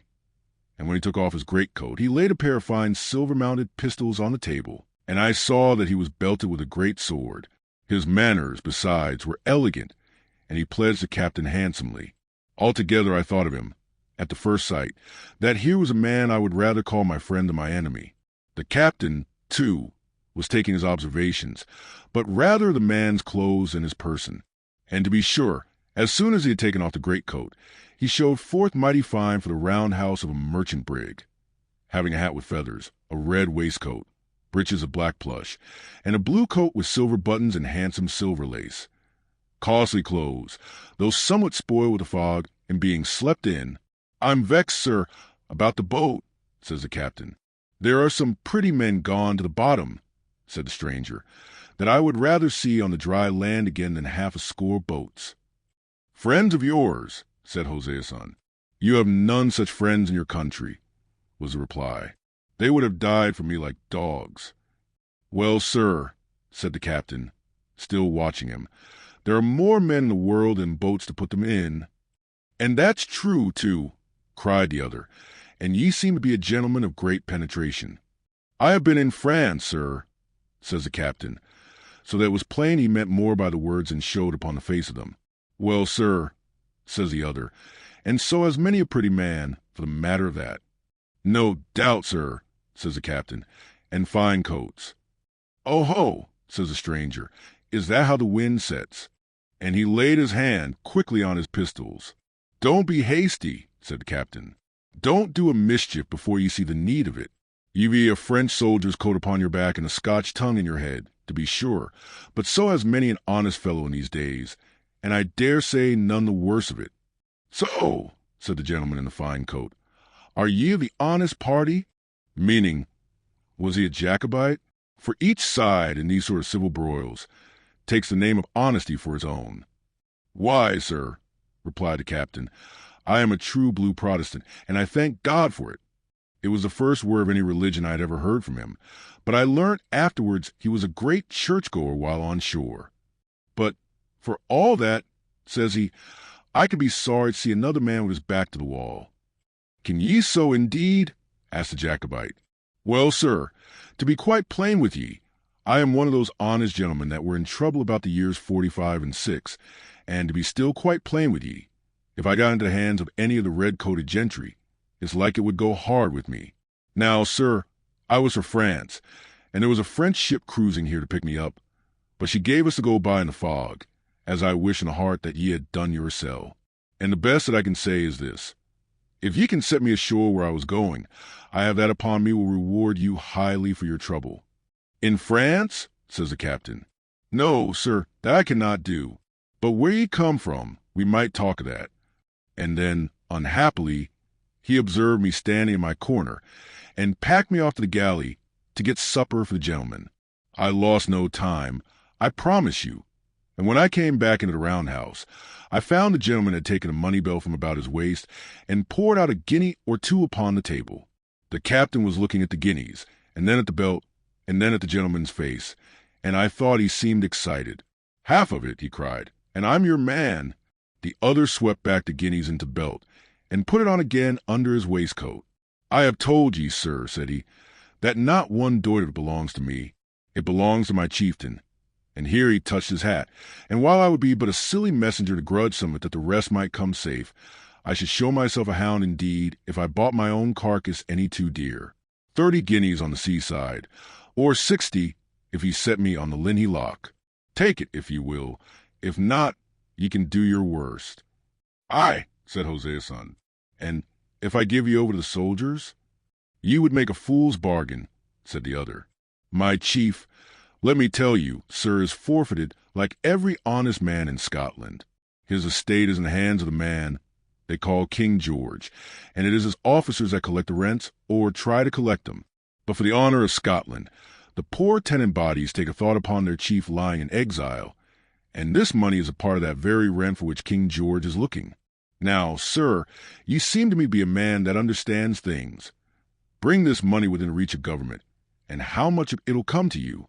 Little enough, to be sure, said Hosea's son, and then if they knew, he added drily. But I think, if I was to try, that I could hold my tongue about it. Ah, but I'll be gout 12 ye there, cried the gentleman. Play me false, and I'll play you cunning. If a hand is laid upon me, they shall ken what money it is. 12 befull. Well, returned the captain, what must be must. 60 guineas, and done. Here's my hand upon it. And here's mine, said the other.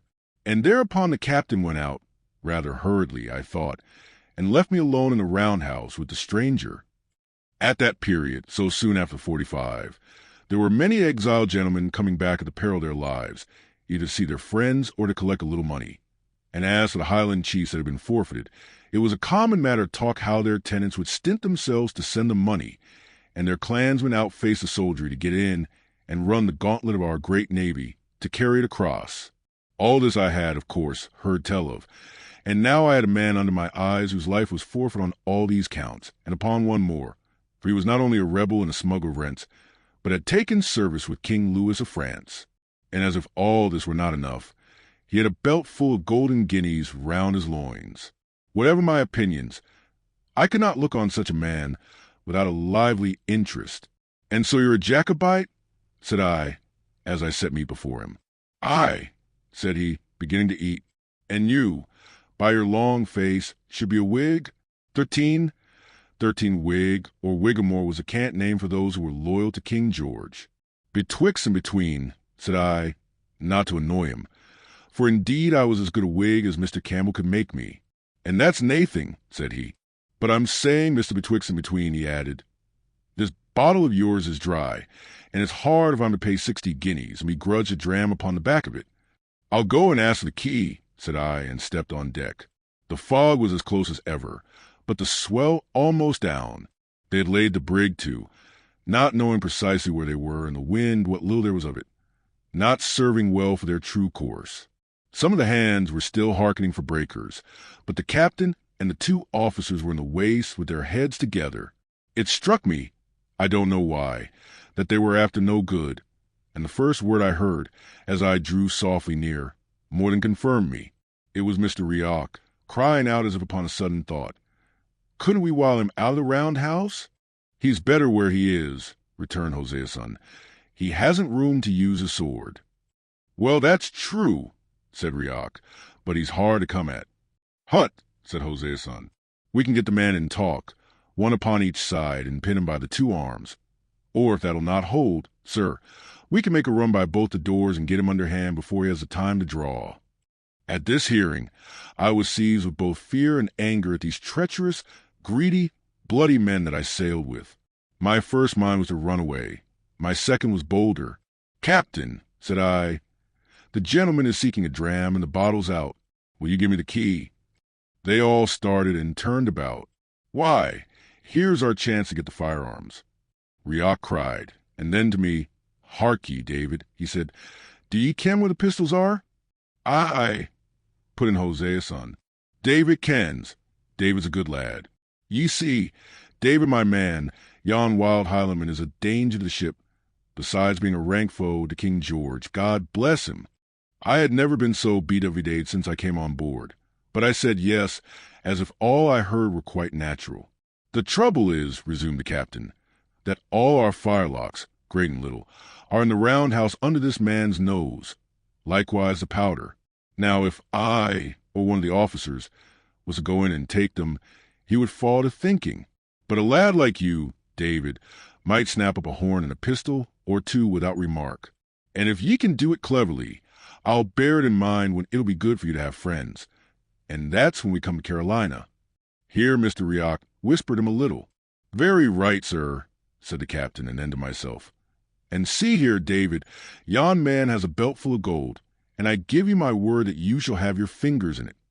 I told him I would do as he wished, though indeed I had scarce breath to speak with, and upon that he gave me the key of the spirit locker, and I began to go slowly back to the roundhouse. What was I to do? They were dogs and thieves. They had stolen me from my own country. They had killed poor Ransom, and was I to hold the candle to another murder? But then, upon the other hand, there was the fear of death very plain before me. For what could a boy and a man, if they were as brave as lions, against a whole ship's company?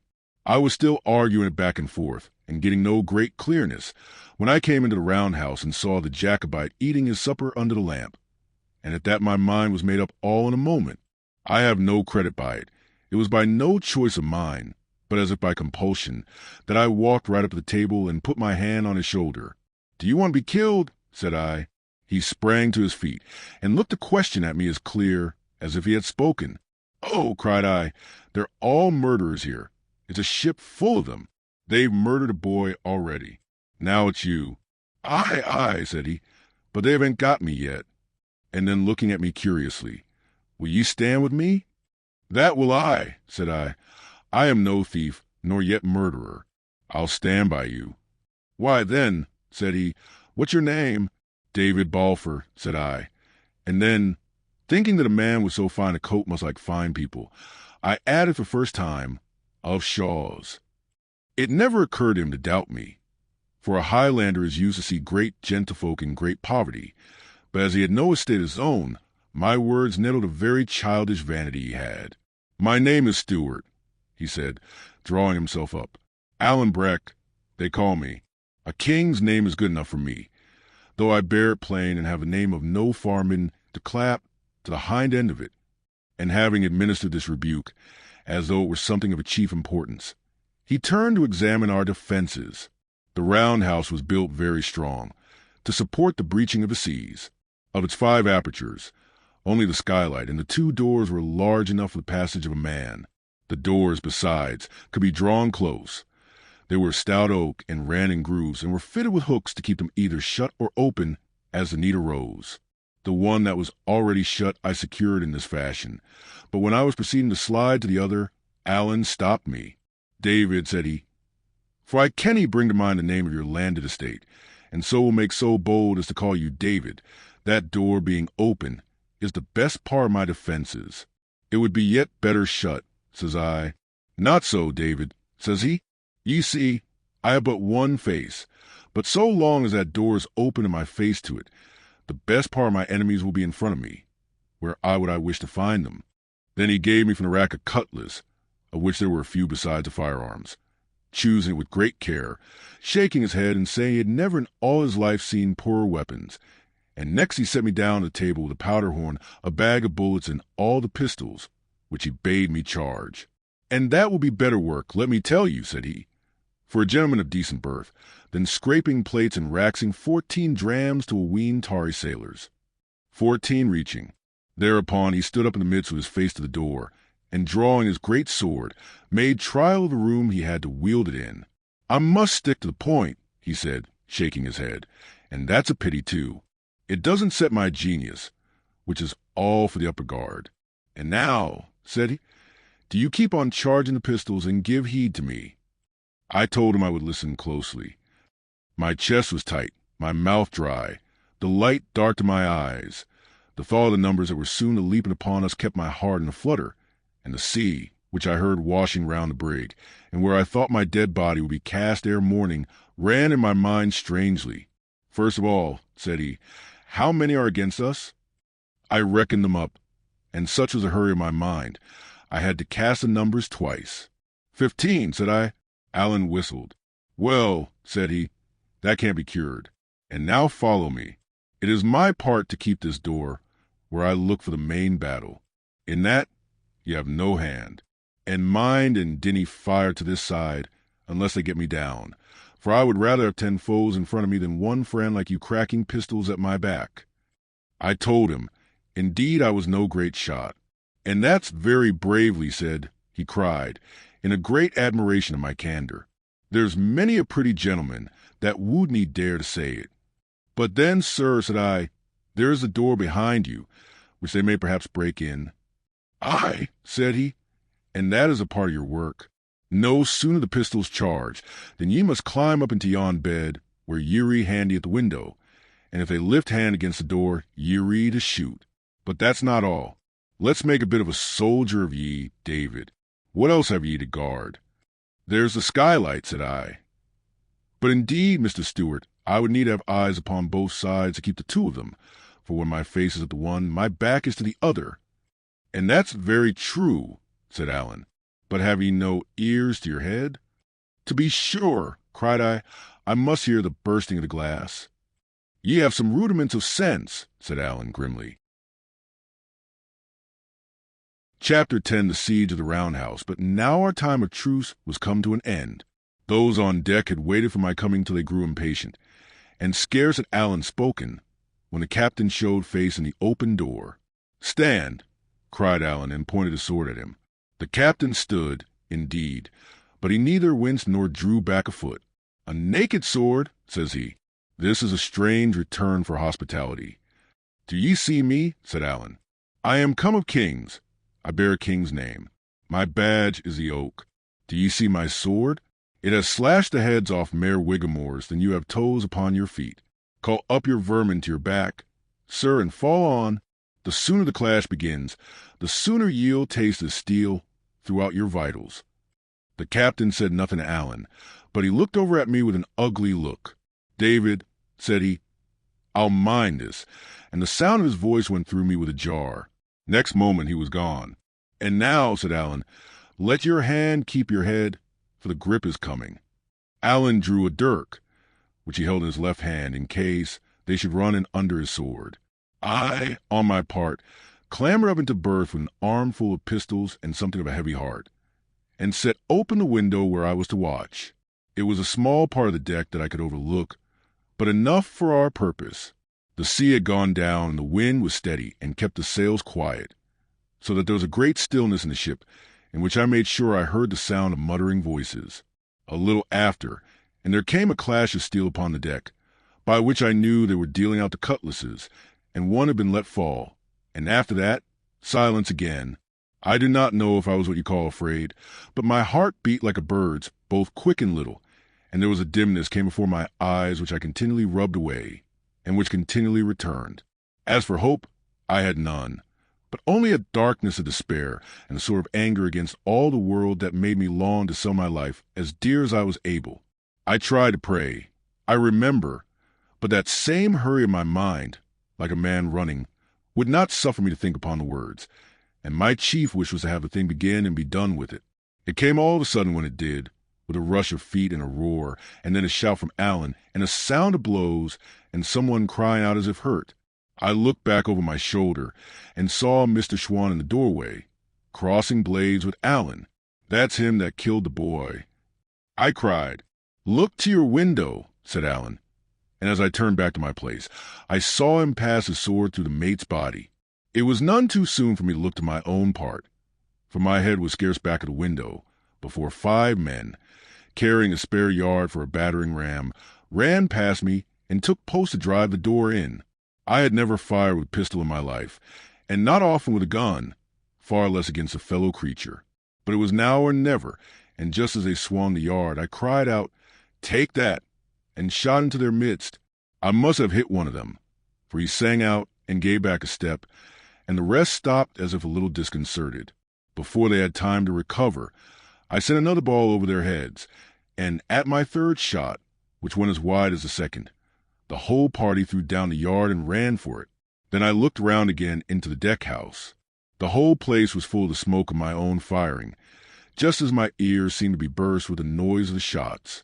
But there was Alan, standing as before, only now his sword was running blood to hilt, and himself so swelled with triumph and fallen into so fine an attitude that he looked to be invincible. Right before him on the floor was Mr. Schwann on his hands and knees. The blood was pouring from his mouth, and he was sinking slowly lower with a terrible white face, and just as I looked, some of those from behind caught hold of him by the heels and dragged him bodily out of the roundhouse. I believe he died as they were doing it. "There's one of your wigs for ye," cried Alan. And then turning to me, he asked if I had done much execution. I told him I had winged one, and thought it was a captain. "And I've settled too," says he. "No, there's not enough blood let. They'll be back again. To your watch, David." This was but a dram before meat. I settled back to my place, recharging the 3 pistols I had fired, and keeping watch with both eye and ear. Our enemies were disputing not far off upon the deck, and that so loudly that I could hear a word or two above the wash of the seas. It was Schwann balked, 15. I heard one say, 15 bungled, and another answered him with a wheesht man. He's paid the piper. After that the voices fell again into the same muttering as before. Only now, one person spoke most of the time, as though laying down a plan, and first one and then another answered him briefly, like men taking orders. By this, I made sure they were coming on again and told Alan. "It's what we have to pray for," said he. "Unless we can give them a good distaste of us, and done with it, there'll be nae sleep for either you or me. But this time, mind, they'll be in earnest." By this, my pistols were ready, and there was nothing to do but listen and wait. While the brush lasted, I had not the time to think if I was fright. But now, when all was still again, my mind ran upon nothing else.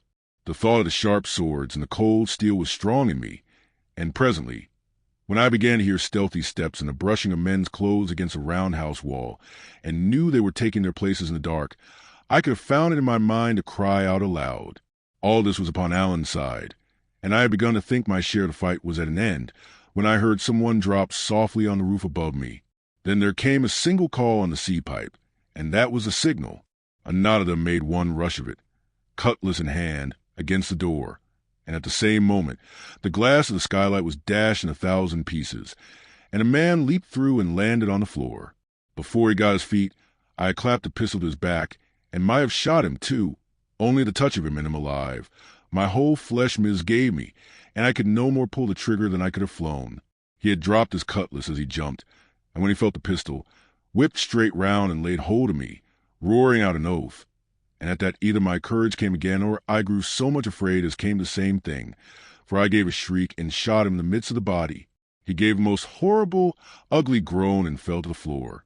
The foot of a second fellow, whose legs were dangling through the skylight, struck me at the same time upon the head, and at that I snatched another pistol and shot this one through the thigh, so that he slipped through and tumbled in a lump on his companion's body. There was no talk of missing. Any more than there was time to aim, I clapped the muzzle to the very place and fired. I might have stood and stared at them for long, but I heard Alan shout as if for help, and that brought me to my senses. He had kept the door so long, but one of the seamen, while he was engaged with others, had run in under his guard and caught him about the body. Alan was dirking him with his left hand, but the fellow clung like a leech. Another had broken in and had his cutlass raised. The door was thronged with their faces. I thought we were lost, and catching up my cutlass, fell on them in flank. Alan ran upon the others like a bull, roaring as he went, but I had not time to be of help. The wrestler dropped at last, and Alan, leaping back to get his distance, ran upon the others like a bull, roaring as he went. They broke before him like water, turning and running, and falling one against another in their haste. The sword in his hands flashed like quicksilver in the huddle of our fleeing enemies. At every flash there came the scream of a man hurt. I was still thinking we were lost, when lo, they were all gone, and Alan was driving them along the deck as a sheepdog chases sheep. Yet he was no sooner out than he was back again, being as cautious as he was brave, and meanwhile the seamen continued running and crying out as if he was still behind them, and we heard them tumble one upon another into the forecastle and clap to the hatch upon the top. The roundhouse was like a shambles. 3 were dead inside, another lay in his death agony across the threshold, and there were Alan and I victorious and unhurt. He came up to me with open arms. "Come to my arms," he cried, and embraced and kissed me hard upon both cheeks. "David," said he, "I love you like a brother. And oh, man," he cried in a kind of ecstasy, "am I no a bonny fighter?" Thereupon he turned to the 4 enemies, passed his sword clean through each of them, and tumbled them out of doors one after the other. As he did so, he kept humming and singing and whistling to himself, like a man trying to recall an air, only what he was trying was to make one. All the while, the flush was in his face, and his eyes were as bright as a 5-year-old child's with a new toy. And presently he sat down upon the table, sword in hand. The air that he was making all the time began to run a little clearer, and then clearer still, and then out he burst with a great voice into a Gaelic song. I have translated it here, not in verse, of which I have no skill, but at least in the king's English. He sang it often afterwards, and the thing became popular, so that I have heard it and had it explained to me many's a time. This is the song of the sword of Alan. The smith made it, the fire set it. Now it shines in the hand of Alan Breck. Their eyes were many and bright. Swift were they to behold. Many the hands they guided. The sword was alone. The dun deer troop over the hill. They are many. The hill is one. The dun deer vanish. The hill remains. Come to me from the hills of heather. Come from the isles of the sea. O far-beholding eagles, here is your meat. Now this song which he made, both words and music, in the hour of our victory, is something less than just to me, who stood beside him in the tussle. Mr. Schwann and 5 more were either killed outright or thoroughly disabled. But of these, 2 fell by my hand, the 2 that came by the skylight. For more were hurt, and of that number 1, and he not the least important, God is hurt from me, so that, altogether, I did my fair share both of the killing and the wounding, and might have claimed a place in Alan's verses. But poets have to think upon their rhymes, and in good prose talk, Alan always did me more than justice. In the meanwhile, I was innocent of any wrong being done me, for not only I knew no word of the Gaelic, but what with the long suspense of the waiting and the scurry and strain of our 2 spurts of fighting, and more than all, the horror I had of some of my own share in it, the thing was no sooner over than I was glad to stagger to a seat. There was that tightness on my chest that I could hardly breathe. The thought of the 2 men I had shot sat upon me like a nightmare, and all upon a sudden, and before I had a guess of what was coming, I began to sob and cry like any child. Alan clapped my shoulder and said I was a brave lad and wanted nothing but a sleep. "I'll take the first watch," said he. "You've done well by me, David, first and last, and I wouldn't lose you for all Appin, no, nor for Berdolbin." So I made up my bed on the floor, and he took the first spell, pistol in hand and sword on knee, 3 hours by the captain's watch upon the wall. Then he roused me up, and I took my turn of 3 hours, before the end of which it was broad day and a very quiet morning, with a smooth, rolling sea that tossed the ship and made the blood run to and fro on the roundhouse floor, and a heavy rain that drummed upon the roof. All my watch there was nothing stirring, and by the bang of the helm, I knew they had even no one at the tiller. Indeed, as I learned afterwards, there were so many of them hurt or dead, and the rest in so ill a temper, that Mr. Rioch and the captain had to take turn and turn like Alan and me, or the brig might have gone ashore and nobody the wiser. It was a mercy the night had fallen so still, for the wind had gone down as soon as the rain began. Even as it was, I judged by the wailing of a great number of gulls that went crying and fishing round the ship that she must have drifted pretty near the coast or one of the islands of the Hebrides. And at last, looking out of the door of the roundhouse, I saw the great stone hills of Skye on the right hand, and a little more stern, the strange Isle of Rum,